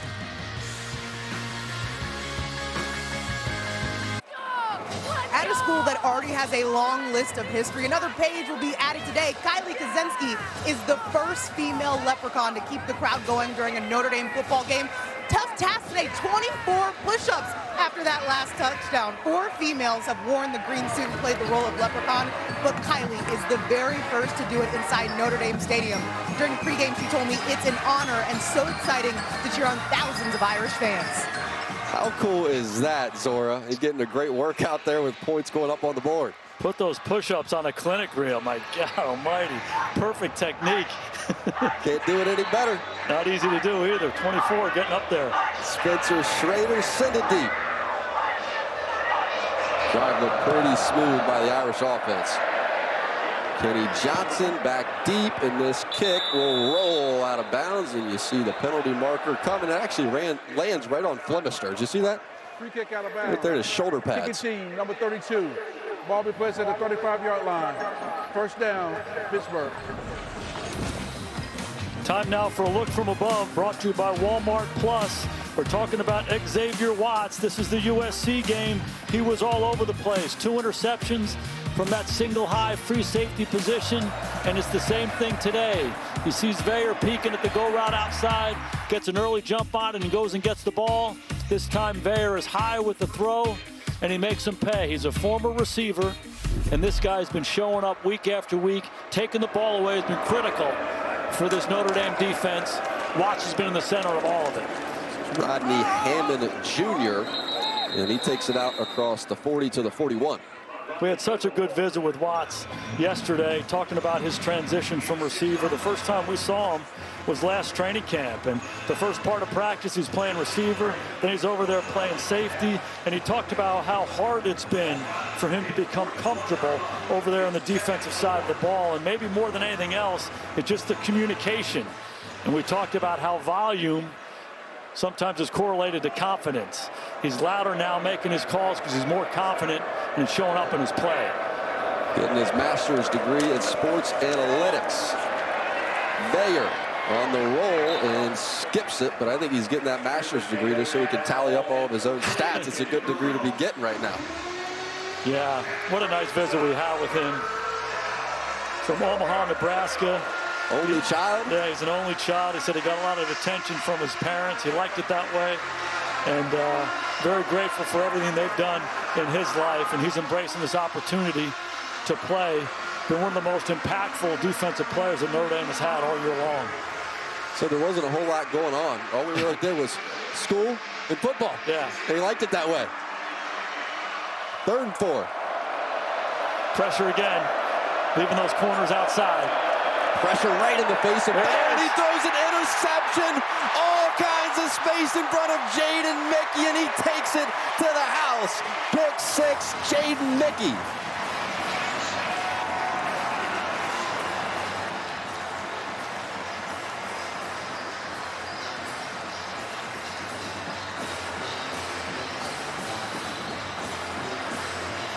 You never know when you get your opportunity. We've been talking about the injuries outside to these Notre Dame corners. No Benjamin Morrison, no Cam Hart, Christian Gray, and that guy right there, Jaden Mickey. He had a couple near misses earlier. This time he made Pitt pay. They tried to throw the out route into a roll corner. Mickey was there, caught it, found the end zone. He's been playing aggressively, hasn't he? He sure has. That time it paid off. Spencer Schrader trying to make it 31. And he does. Here's the interception. It's another pressure look by Al Golden. Here they come. And hold it right there, Greedy. If you hold it there, you see the safety over the top. That allows the corner to come off. And when you get the out-breaking route by the inside receiver, that corner has his eyes on the ball, and he goes and makes a play. Earlier in the ball game, Mickey tried it twice to make the same kind of play. Wasn't able to do it. This time he makes Veyer pay.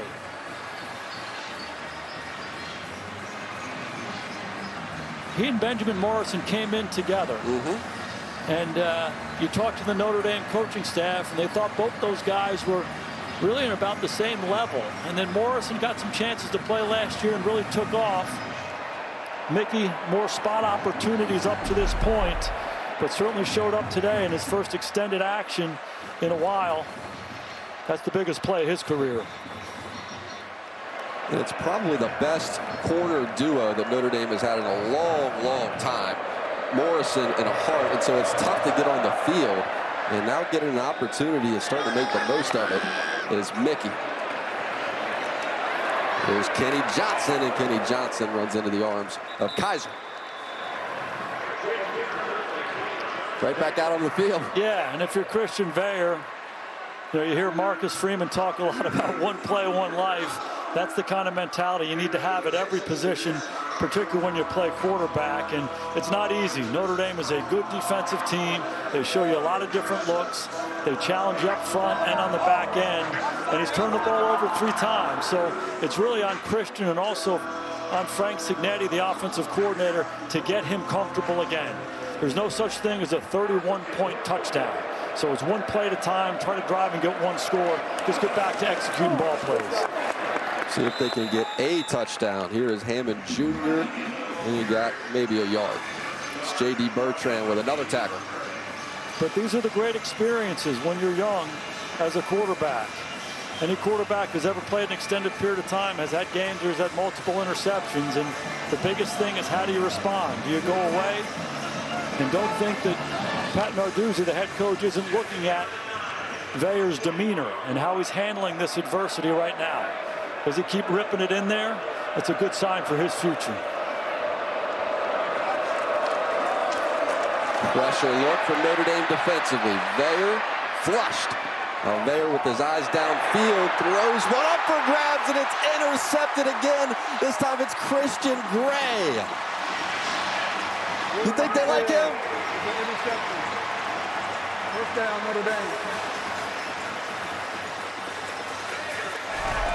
It's the true freshman from St. Louis, Missouri, the highly touted freshman, showing exactly why.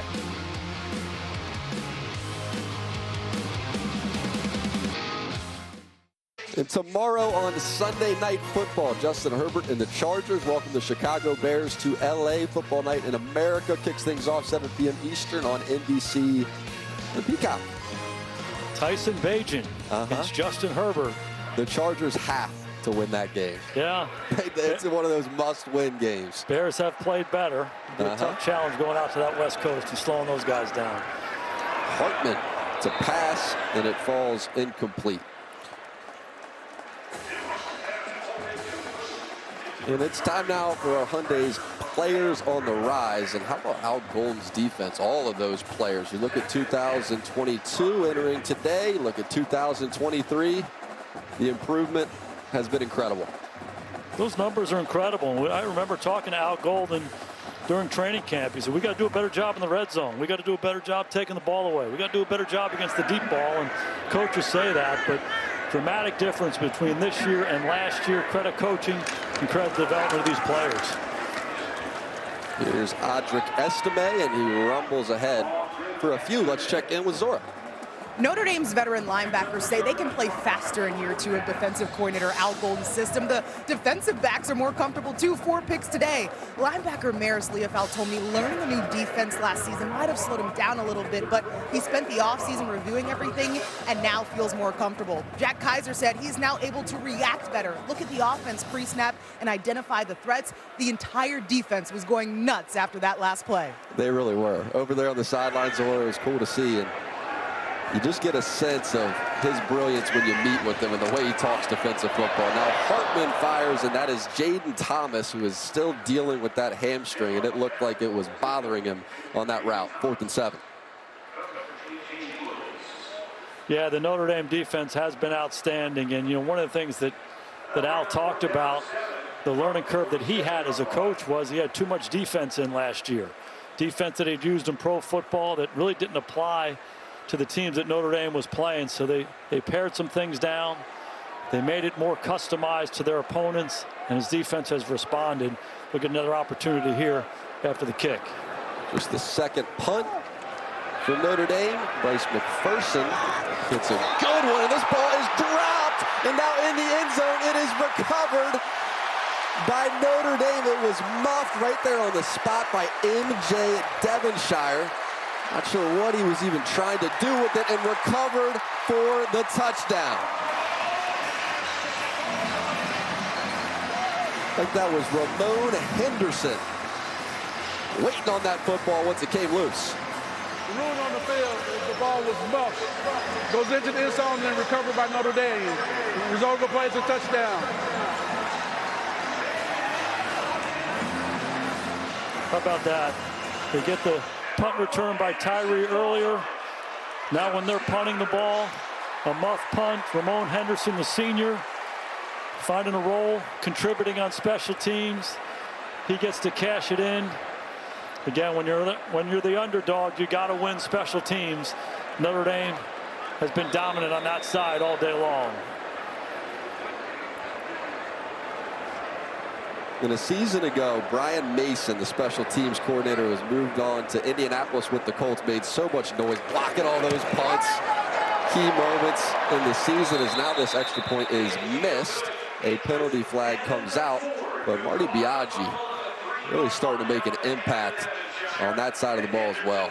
Never fails as soon as you start talking about the dominance of special teams. Kicking team, number 38. The penalties decline. The result of the play is no good. You're not kidding. Yeah, they missed the extra point. You're not kidding. He's only 35 for 35 so far. They have been the difference in the game. The Tyree play got him started, and this becomes the nail in the coffin for the Irish. And Devonshire back there, one of the playmakers for Pitt, trying to give him an opportunity. Another senior, Devin Ford, the Penn State transfer, is right there. And then Henderson. It's a senior-laden team on defense. And sometimes these guys don't get opportunities to play on the defensive side of the ball, so they're looking for ways to contribute. Hats off to Ramon Henderson for being ready for his opportunity and cashing it in. And Ramon Henderson is roommates with Xavier Watts. Think they're going to enjoy themselves tonight? There's something in the lemonade over there in that room, huh? Yeah, 37-0. Notre Dame. A lot of push-ups. A lot of push-ups. A lot of push-ups and Halloween costumes. It's a great visual. And there's some good ones. It's not very hard to find Waldo either. There's about 35 of them there.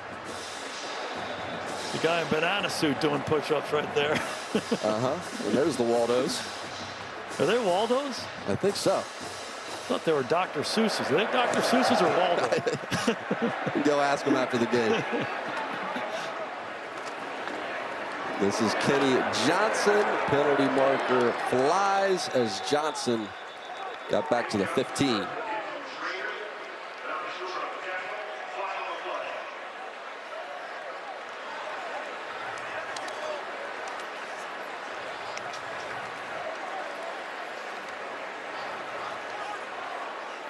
There is no foul for illegal block to the waist. First down. These young corners have gotten an opportunity to play. Hart and Morrison are out. There's Mickey right here. We talked about him trying to trap. 2 opportunities early on in the ball game. You get safety help over the top. As a corner, you can sit outside. He missed the first one. He missed the second one. Wasn't going to miss it the third time. And on the other side, there's Christian Gray, the true freshman. It's a scramble drill. Means runs up the sidelines. What a catch by Gray. Between him and Watts making these plays on the ball, awfully impressive. Sibo Flemister, and he runs into the arms of Maris Leofow. You know, for Marcus Freeman, there's been some rocky moments in these first couple of seasons for him. You know, it's the loss to Louisville, and it gets noisy, it gets loud if you lose any game at Notre Dame. But his ability to steady the ship and get the teams playing their best football as the season plays out, pretty darn impressive. It's such a cliche, but he does an amazing job eliminating the outside noise. A lot of attention to the Notre Dame program, but when they don't have success, there's a lot of people talking, but he insulates himself and his team from that, and they typically respond very well. As we look at Riley Mills, one of those unsung guys up front who just plays great week in and week out. But, you know, Marcus, if you ever spend any time with him, has such an amazing spirit about him. And he has such a mature perspective. He wants to grow and develop young men. He wants his young men to graduate, get better as people, get better as players as they go. And that's what's on the forefront of his mind. And he tries to eliminate all those other extraneous thoughts from his coaching and build that kind of an environment for his players. They respond well to it. I think that's a big reason they can work through some of the adversity they've had at different times over the last couple of years. Now they're trying to create any form of offense, and this throw goes to nobody. And the one constant for this team all year long has been their defense. And Marcus Freeman comes from a defensive side of the ball, the former coordinator, made a great hire in Al Golden.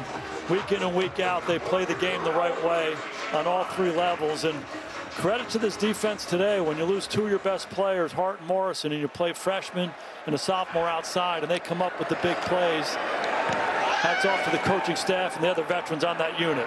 Is Jordan Faison to return a punt, and Faison breaks the tackle. Faison, he has been flashing ever since he got an opportunity, and Faison out across midfield. Just a hard man to get on the ground, isn't he? Lacrosse star, starts playing some football. He's on lacrosse scholarship. They got to get him on a football scholarship, and they did. 37-0.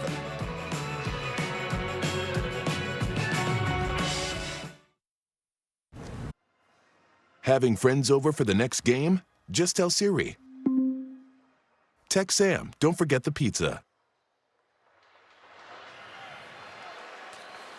So they'll keep Sam Hartman in the game here, and now we're through 8 weeks, as well as into the third quarter of this game. So what's the evaluation of Sam Hartman so far as a quarterback at Notre Dame?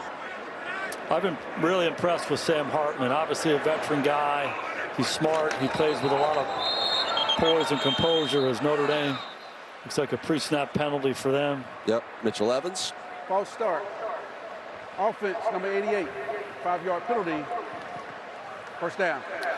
Yeah, so many good things for Sam Hartman over the course of this year. Got off to a hot start as the competition got a little bit better. Didn't play quite as well offensively, and he certainly was a part of that. Had the rough game against Louisville. You know, you don't like the interceptions today. Forced a couple balls, but, you know, overall, clearly a smart guy, a good decision maker. It's going to be interesting as we get closer to the draft how the NFL people see him. This is Estime. Breaks a handful of tackles. Please continue. Yeah, you know, I've been thinking about it. We've seen him a lot. We've seen him in practice. We've seen him play in a number of different situations. And, you know, he doesn't overwhelm you physically. He's not the biggest guy. He's not the most athletic guy. He doesn't have the most powerful arm, but he knows how to play.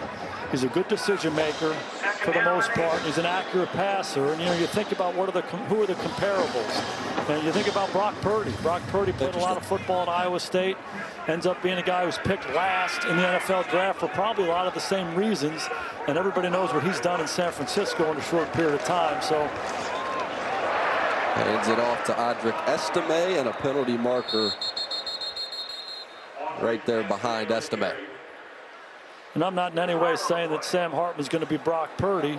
Brock Purdy's pretty special so far in the NFL, but, you know, similar career path and similar strengths and weaknesses. Holding. Offense, number 52. 10-yard penalty. Second down. You had a long conversation with him yesterday about throwing the football. The deep ball has caught your attention since we watched him back in camp. Anything stand out from how he described it? Well, he's a fantastic deep ball thrower. We've seen a lot of these games, and he recognizes the opportunities, and on a very consistent basis gives his receivers a chance. Throws catchable balls down the field, and they've cashed in on a number of them this year. But the biggest takeaway for me is he loves ball. He's completely engaged in football, his technique, how he can get better, how he studies, how he walks through the game plan every week, and those things will serve him well going forward. Hartman to the outside, Mitchell Evans, and Evans takes it inside the 40, but now Mitchell Evans is shaken up. Yeah, I had the great fortune to play quarterback in Dallas with Troy Aikman for 8 years, and he used to always talk about, hey, quarterback's about decision making and accuracy. If you're a great decision maker, you can throw it accurately. Our offensive coordinator at the time, as we look at Mitchell Evans, certainly hope he's okay. Ernie Zampese, legendary coach, used to say, hey, quarterback's about smart, tough, and throw it straight. So the best quarterbacks have those qualities, and if the more talented you are, that's when they give you a gold jacket. But you know, I think Sam Hartman has those qualities. He's smart, he's tough, he's a good decision maker, he's an accurate passer. So be curious to see how he holds up through the draft process going forward here once the season's over. You see Marcus Freeman, who is out on the field to check on Mitchell Evans. And he leads Notre Dame with 24 receptions, 5 for 66. And he's today been a go-to guy for Sam Hartman all year long. And looks like McMillan hit him right on that right knee with his shoulder. Certainly hope he's okay. He's been a big part of what the Irish have done offensively throughout the year.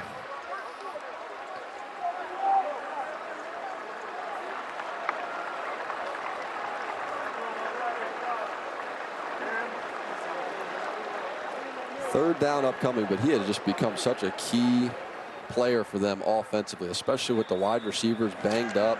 Thomas, as well as Greathouse, dealing with those hamstring injuries. He became the featured man, and Hartman even said that he has become his favorite pass catcher.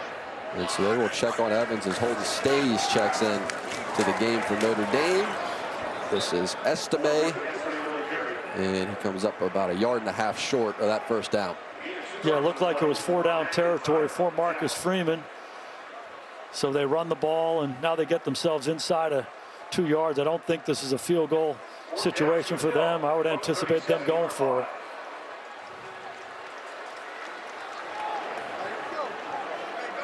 And again, I would anticipate pressure on the other side from Pitt.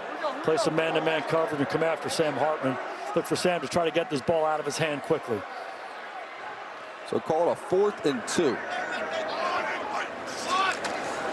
Hartman takes his time, and this is complete to Holden Stays, and Stays checked in when Evans was banged up, and McMillan makes the tackle. And a penalty marker on the ground. Couple of them. Result of the play is the first down. After the play, personal foul, offense number 54. 15-yard penalty. It'll be 1st and 10, Notre Dame. It's on Blake Fisher, and you see the frustration for Marcus Freeman. Well, the good news for the Irish is that it was after the play and they have the first down, but the bad news is it's going to be a longer down and distance for them. After a 9-yard completion and a 15-yard penalty, the ball is spotted at the Pittsburgh 47-yard line, where it will be 1st and 10. Be curious to see how long Marcus Freeman leaves Hartman in the game. We've seen Angeli come in relief, especially after we saw the injury to Evans. Now Hartman down the field and has a completion. It's Tobias Merriweather, and they wanted to get his confidence back in this game, get him back involved in this offense, and there he is. Ended up being just a 1st and 10 situation, how they marked that, but this is what they've been waiting for all day long, an opportunity to throw the ball down the field, and this is one of their best deep threats. Tobias Merriweather, he's tall, he's long, he's athletic. Look at the stride, running away from the defender, Devonshire. And again, you get a look at Sam Hartman's ability to recognize and then throw the deep ball, giving Merriweather a chance, and Tobias cashes in. In a 42, run the ball up the middle. It's Price, and Price is brought down quickly. Tobias Merriweather is one of those young receivers at Notre Dame that they see a ton of potential in him, and he hasn't quite lived up to it quite yet, but that's what he does best. The ability to run down the field and catch the ball over the top of the defense. As we look at McIntyre, he's down, but caught a big touchdown last year against Stanford. 8 catches coming into this ball game.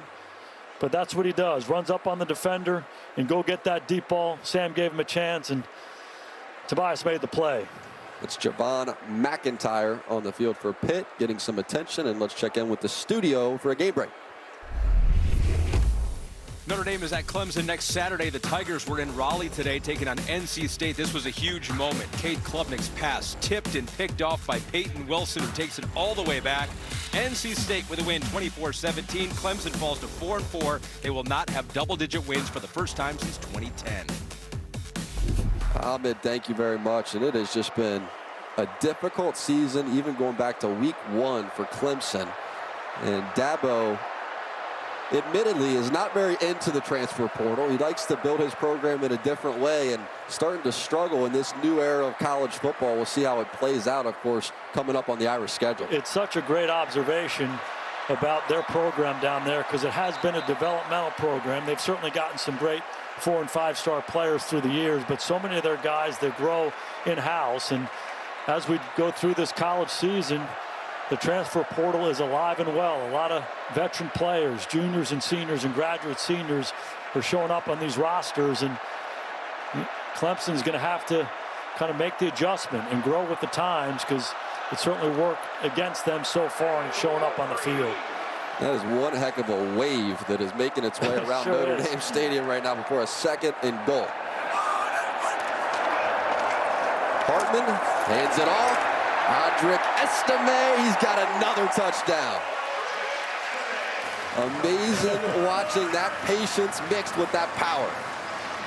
It's a vintage Notre Dame drive. Sam Hartman, one of the best deep throwers in college football, cashes in with a deep throw to Merriweather, and they come right back with 2 runs. And Estime pays it off. He's an outstanding low red zone runner. Great movement up front, but he just has a feel. There are defenders in the backfield. He makes one miss. He keeps the shoulders square. He keeps his body low, keeps his feet moving, finds the end zone for the Irish. See if Schrader can get himself back on the money, and he does. Sneaks that one through, and we'll be back in 30.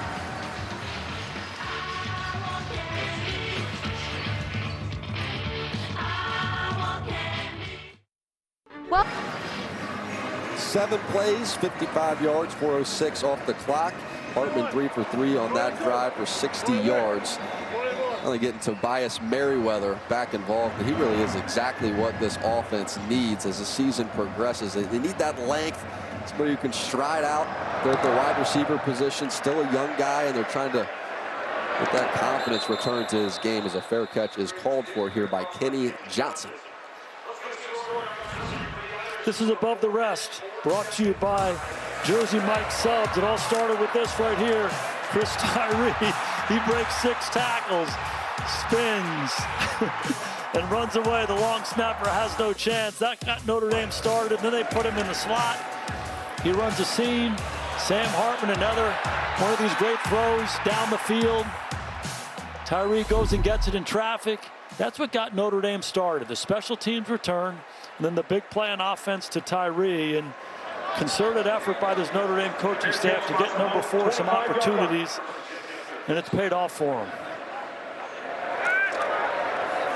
Christian Bayer drops to pass and looking deep down the sideline, and this is going to be brought in by Bub Meads. He was able to keep those feet in bounds. It appeared he was able to, working on Christian Gray. The big time throw. We're going to look at that left foot. That left foot is in. He has control of the football. Doesn't matter. Pitt snapped it. Smart move. Up to the line, quick snap. That's Hammond Jr., who locks in the catch. Means is the best deep threat that Pitt has, and you can see why. He's a big target. He's fast. He gets pinned to the sidelines by Gray. Bayer gives him a chance, and he goes and gets the ball. An excellent body control, getting that foot down as we look at McIntyre. Javon McIntyre hobbling off, and looks like Means might have something going on as well as he extended for the ball. Credit Christian Bayer, 4 interceptions. You're down 44-0 at Notre Dame. Touchdown Jesus is looking at you, and he continues to stand in there and throw the ball down the field. It's impressive, and this kind of adversity when you're a young player, if you handle it the right way, it makes you stronger and better. Looks like he's got a great response to it so far. been under pressure. They have been forcing turnover after turnover from there, and now a sack as Jordan Botello arrives at the quarterback. This becomes an opportunity for the Notre Dame coaches to look at a lot of different players, and they haven't changed. So Jordan Botello, he's played a lot of football here at Notre Dame this year. They call that a TE. The tackle goes out and the end comes in. Pitt doesn't handle it well. Botello takes advantage. But you get a chance to evaluate a lot of young guys. This is their opportunity. How do they handle these situations? And then some of your veteran players who don't play quite as much, this is their opportunity as well. There with the completion inside the 35. This is Malcolm Epps, the transfer from USC, third tight end for Pitt. No doubt this is 4-down territory for Pat Narduzzi. No doubt Al Golden's going to dial up some pressure and play man-to-man coverage in this situation. Regardless of who's out there, he's not changing his stripes.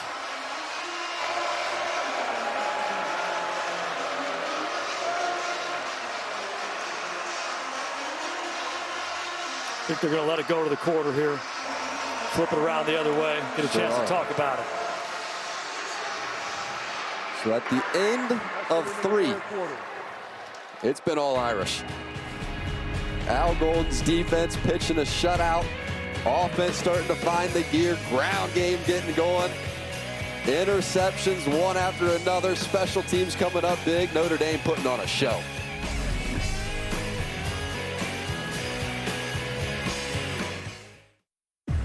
Up for grabs among 6 eligible drivers. Christopher Bell, Kyle Larson already secured their spots in the championship 4. So we will be dialed in for that one. And Martin Truex Jr. won the pole for tomorrow's race. So that's all coming up. And a flag down. False start. Offense, number 74. 5-yard penalty. Still 4th down.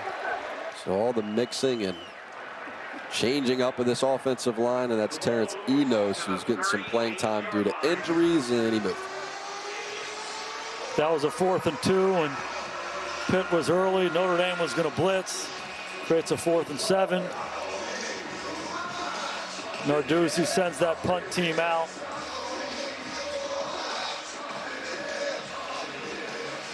Notre Dame offense going to get another chance here, and I would anticipate seeing Steve Angeli, the backup quarterback.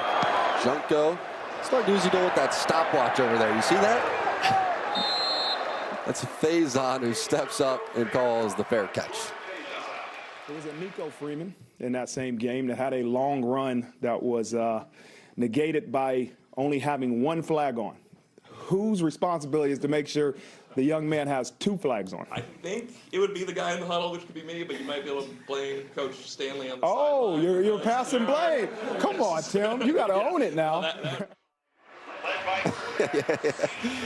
There is Tim O'Malley. And he was getting grilled by the head coach. The roles have been flipped in the past, and so Coach had to fire back there.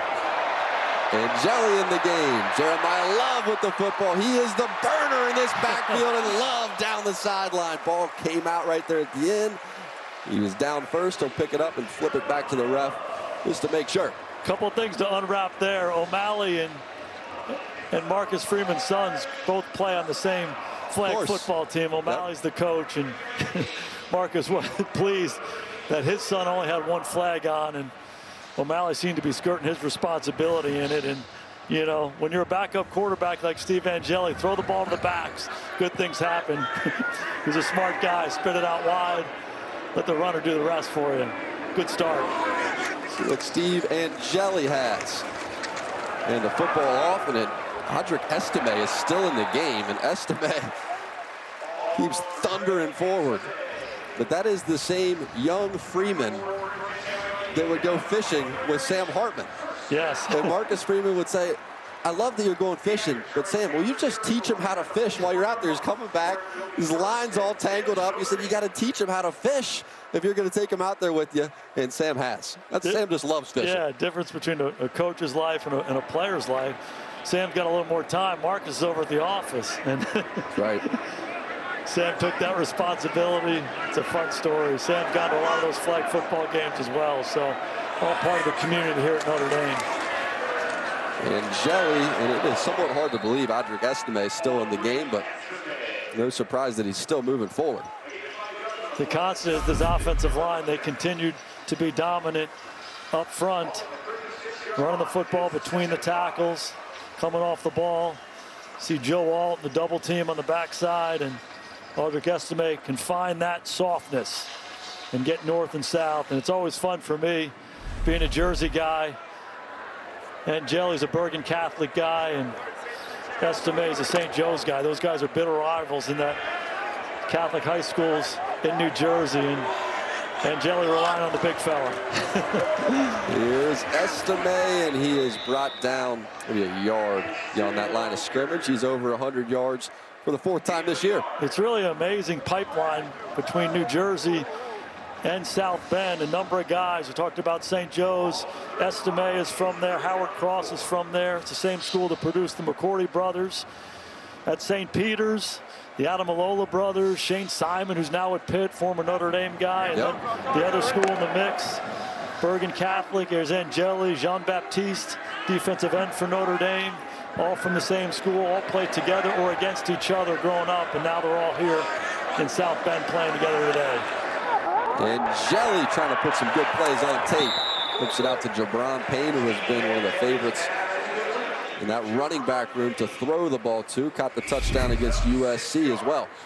The thing you evaluate more than anything else when a backup quarterback comes in is just their poise and composure, and how do they handle the mechanics of the game. Are they decisive? And a couple good looks at Angeli so far. He comes out, he likes that flat route to Payne, comes out and delivers a strike. So the more you play, the more confidence you get. He's a smart guy. He just needs to play more football. When you have these blowout wins, great opportunity for him to grow.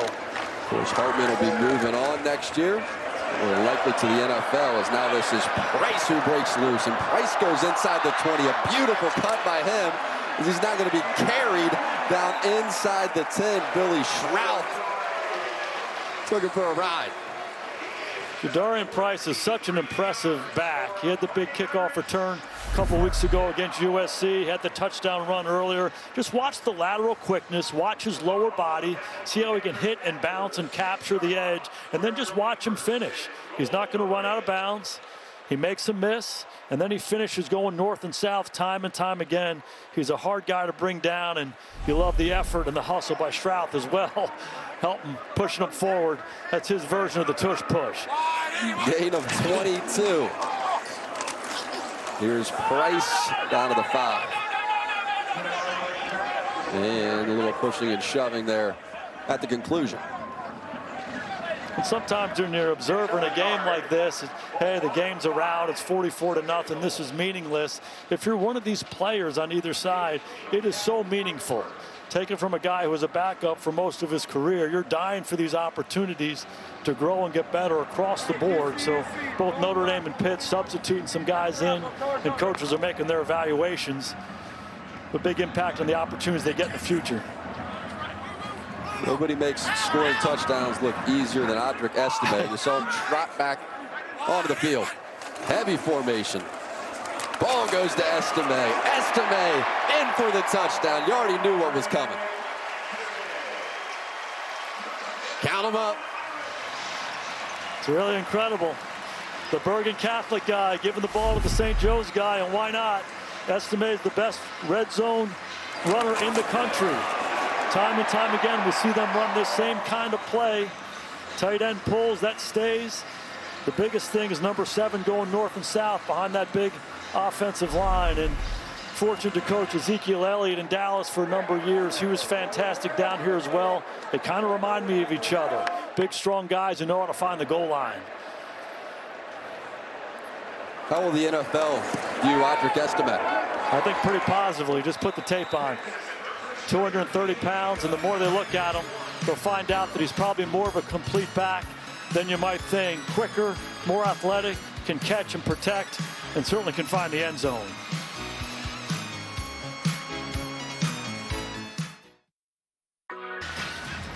They're jumping around here.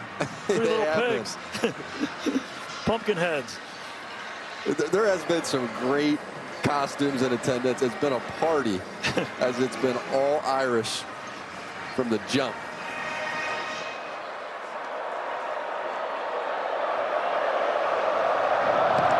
$51-0. And let's check in with Zora. Jack, all these Notre Dame touchdowns are great, but clearly no one is thinking of the leprechaun. We told you about Kylie Kazensky earlier, the first woman to put green on for a Notre Dame football game. With that 7th touchdown, she would have had to do 225 push-ups. She told me she was going to try to do 51 in a row, but at this point, they're just tossing her in the air. Look at that.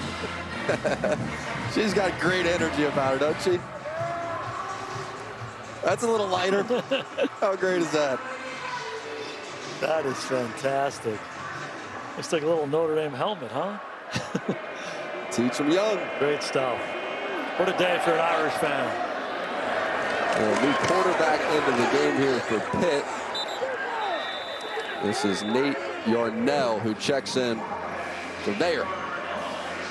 And remember Phil Dracovic, Notre Dame transfer, on the team as well. They said he's been getting a little work at tight end.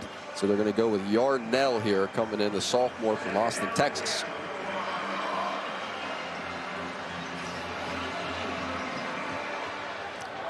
Yarnell played at Lake Travis High School. There's a lot of good football down in Texas, particularly in that Austin area. He gets his shot, and they come out with one of these nakeds. Makes it got him. Lemister, and he's looking deep downfield, has a completion. It's Johnson, and Johnson is being brought to the ground well down the field.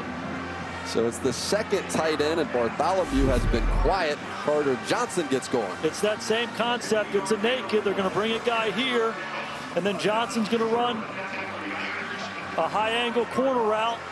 Johnson's a great story, former defensive lineman. He weighs 255. He lost 70 pounds. He's their second tight end. He's their blocker, but showing he's got a little something in the passing game as well, and Yarnell found him.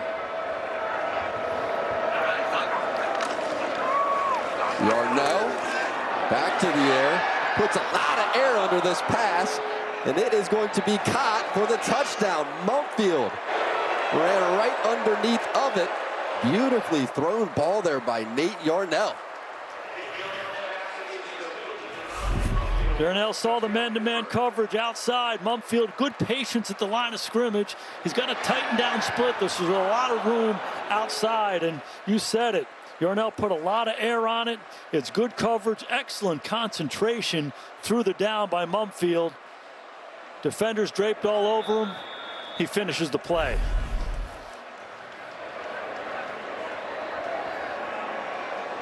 So Pitt gets on the board. And the extra point is good. At least break the shutout. Sure did. Wonder how Vayer feels. Been banging away all day against that tough Notre Dame defense. Some of the younger guys in there, he takes advantage of it. Got rid of that goose egg.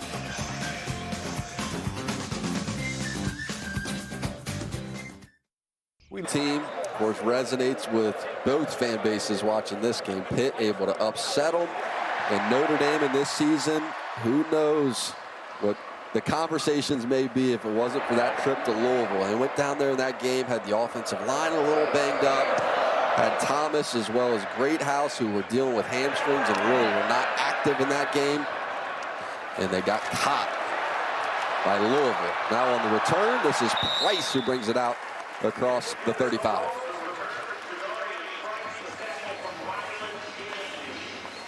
So when we talked to Marcus Freeman yesterday, he talked about a 2-week sprint to improve. So we got another bye week coming up. It's a 2-week sprint coming up. So here we go, to Clemson after the win today. Then they get the bye, Wake Forest and Stanford away. If you consider that sprint to be a 100-meter dash, they got out of the blocks really fast. And they're feeling good at the 50-meter mark. And outstanding day for them, really in all three phases. A couple blemishes were Sam Hartman's interceptions, but other than that, an awfully good day for the Irish. They got to settle in and go down to Clemson and get another win before their bye. And Jelly, Jordan Faison He is electric, isn't he? He sure is. It's a great story. We've talked about it. Came to Notre Dame as a walk-on football player, but a highly recruited lacrosse player. Getting some money from the lacrosse program, and Notre Dame had some injuries at receiver, and he was working some of the scout teams and getting after the defense pretty good. So they gave him a chance, and first opportunity was against Louisville, caught a deep touchdown pass, and has really shown up with every opportunity as an inside receiver, working underneath, and as a guy down the field. So will definitely contribute to the latter part of the season for the Irish. It's Jeremiah Love getting the carry. And how about the day for Estime? 19 rush, 114 yards, the fourth 100-yard game of the season. 3 rushing touchdowns, a career high for him, averaging over 100 yards per game. He's something else. We had such a good visit with him yesterday, and he stayed here at Notre Dame during the bye. He said he was banged up a little bit, so he went over to the facility, got his lift in. He's a 600-pound squat guy, and got a lot of treatment to get his body right, and looked like that treatment's paid off. He looks fresh today, getting after it pretty well. And Jelly a little too far for Jordan Faison. Let's check in with Zora. Audric Estime is on the Doak Walker Award watch list this season, an honor given to the nation's top running back. Estime tweeted about his goal of winning the award after his freshman year, and he's still standing on this. Part of the tweet reads, "Until then, it's time to work." Estime told me he's currently in that process. Not too shabby today. Hard to do it much better, Zora. It's hilarious, too, talking to him about his nickname growing up.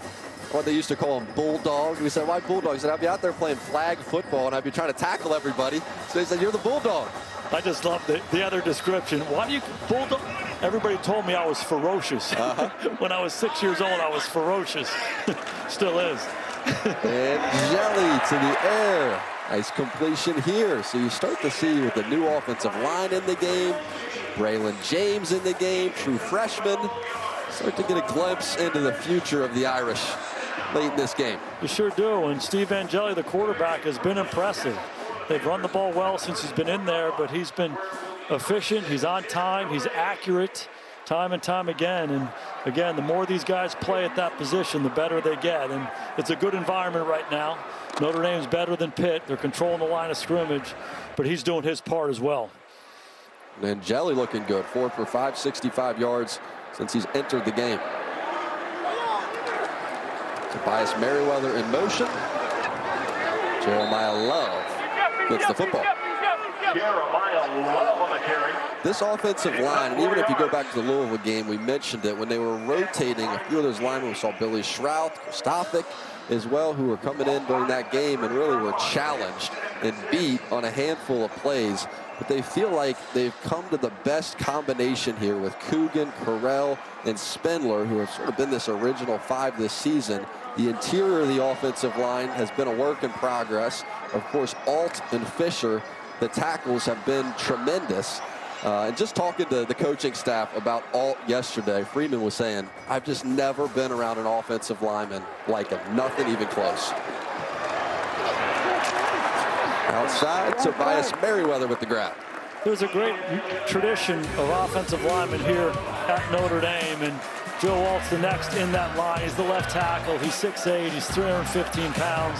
His dad, John, was an outstanding player for the Chiefs for a number of years, so he was brought up the right way. You see the genes that he has, the length, the athleticism, his ability to bend, but he's got a little something to him too. He's got a little swag, and you know, if you want to play that position or play at the next level, you got to have that. The best one I was around was Zach Martin, one of the greats here at Notre Dame. He too played left tackle, 9-time Pro Bowl guard for the Cowboys, will be a Hall of Famer. And you know, the guys who have been around both say there's some similarities between these two guys.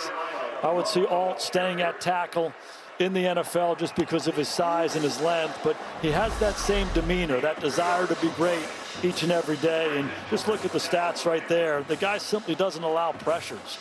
You know, time and time again, he simply blocks his guy and goes about the right way. He's got incredible genetics and ability. His future is bright. And he sets the standard for this offensive line like a lot of the great ones have in the past. You mentioned his dad, John. I had a great conversation with him last year. He grew up coaching him and passing down that knowledge. So when he arrived at 18 years old, he was ready to play football for Notre Dame, ready to play at the highest level. As you see Angeli on the ball, Angeli into the end zone, Angeli with a touchdown. Looking for Cooper Flanagan, and right on the money, Flanagan was wide open. Run it again, and then come out on the bootleg, and this is Angeli. He's going to go this way and then this way. Flanagan's going to run the corner route. That Pitt defense goes and chases the run. Excellent job by Angeli. When you go left, you got to get that front shoulder around. He's got people in his face. He sees that he has Flanagan. He rotates that front shoulder around and he throws a strike. Awfully impressive so far. And Cooper Flanagan, highly touted tight end. He's got a bright future as well.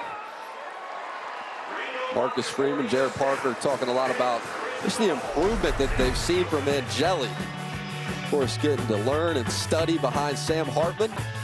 The improvement is on the field. Look at that smile.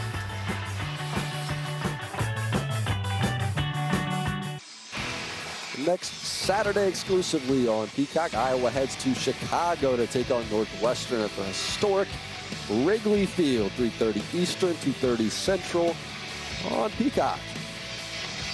I love Wrigley Field. The Cubs jacket right there. They love it here too. Yeah, a lot of Bears fans. How about the game last night? How about Texas Ranger fans? Go ahead. That was something. They won in 11. Garcia. Oh, how good is that guy? He's been so darn good all year. The most points by Notre Dame this season. And Flanagan, first career catch, first career touchdown. 58-7.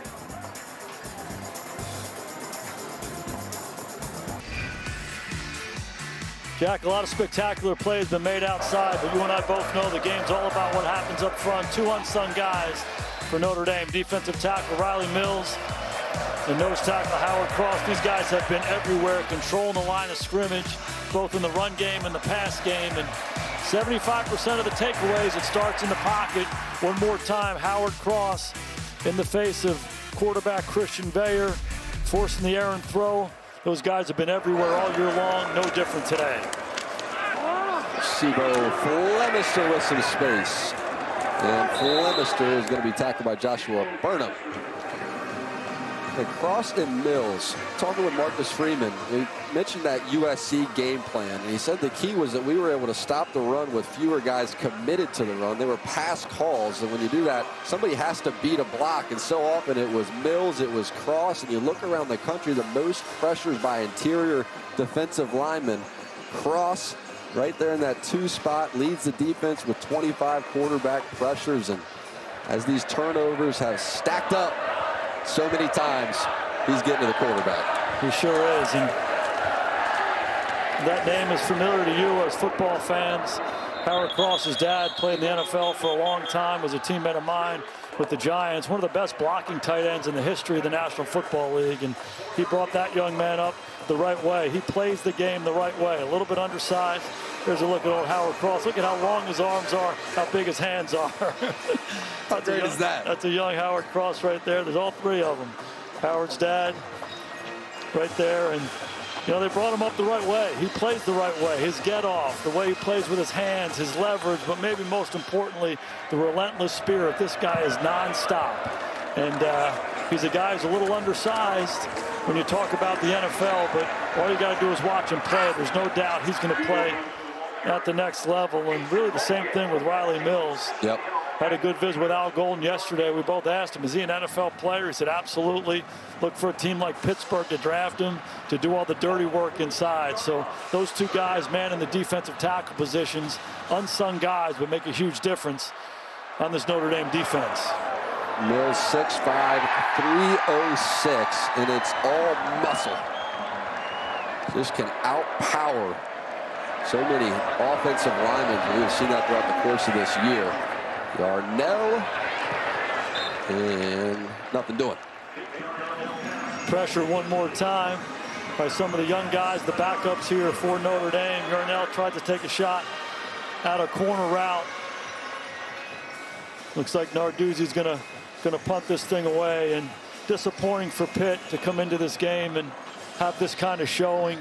and it's really in all three phases. Notre Dame certainly dominated on offense and defense, but also in the kicking game. But don't lose sight of what he's done at Pitt over the first 8 years. It's been an outstanding program, and no doubt he's going to bring it back as they go forward. Outstanding football coach. Jordan Faison lets it roll down inside the 5. So it doesn't get easier for Pitt, we can tell you that. Florida State, Syracuse, Boston College, and then Duke as well. So tough games remaining. He's done such a good job over his run there, but this season has just been a challenge. You mentioned all the guys from defense who went on to the NFL. He's trying to figure out that next quarterback. Who could maybe be that next Kenny Pickett? Can they find somebody? Could it be Veyer? This obviously a very tough game for him.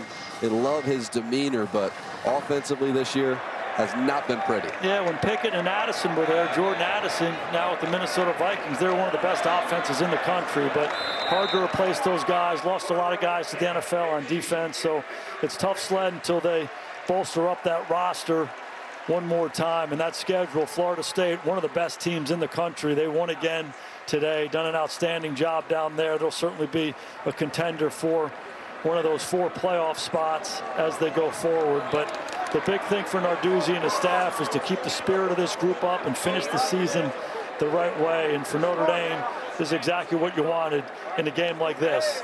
Come off the big win against USC, go into the bye. You have to play the right way, lock in, and live up to your potential. They've certainly done that this afternoon. And they let Kenny Minchie take one of the most fun snaps in football. Truly a victory snap there, Jack. By a substantial margin, 58-7 the final. One of the most dominant performances Notre Dame has had under Marcus Freeman, and a good day by Sam Hartman, productive. Audric Estime, again, the bell cow for them. They go to Clemson next week, and then they have another bye. So it's a 2-week sprint. They're halfway there. They're off to a heck of a start. Out of the blocks well, and it's the biggest Notre Dame margin of victory against Pitt since 1996 when they won 60-6, and Zora is with the head coach and Marcus Freeman. Coach, 4 interceptions, 6 different players scored touchdowns, highlights in all 3 phases, really, but what stood out to you? Well, I really love the way I challenged them at halftime. You know, I know it was 17-0, but we weren't playing to the standard that Notre Dame football should play at. And I was really impressed by the way they came out and with fire, and they finished drives on both sides of the ball. And I'm really pleased with our second half performance.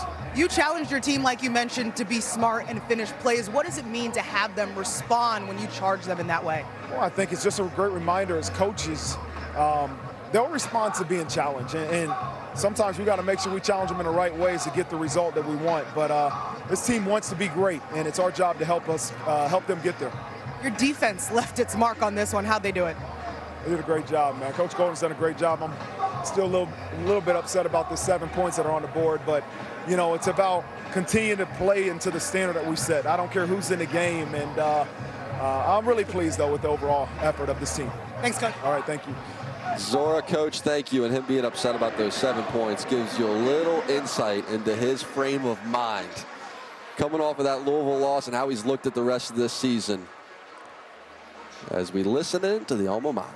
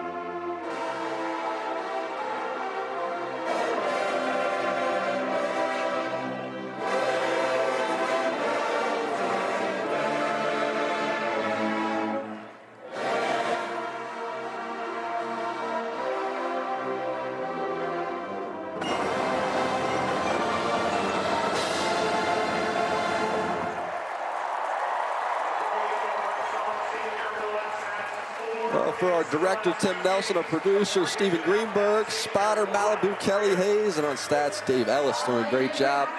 So we're Stevenson, Jason Garrett, our entire crew. I'm Jack Collinsworth. Thanks for watching. Now let's go to Camp Randall and Maria Taylor.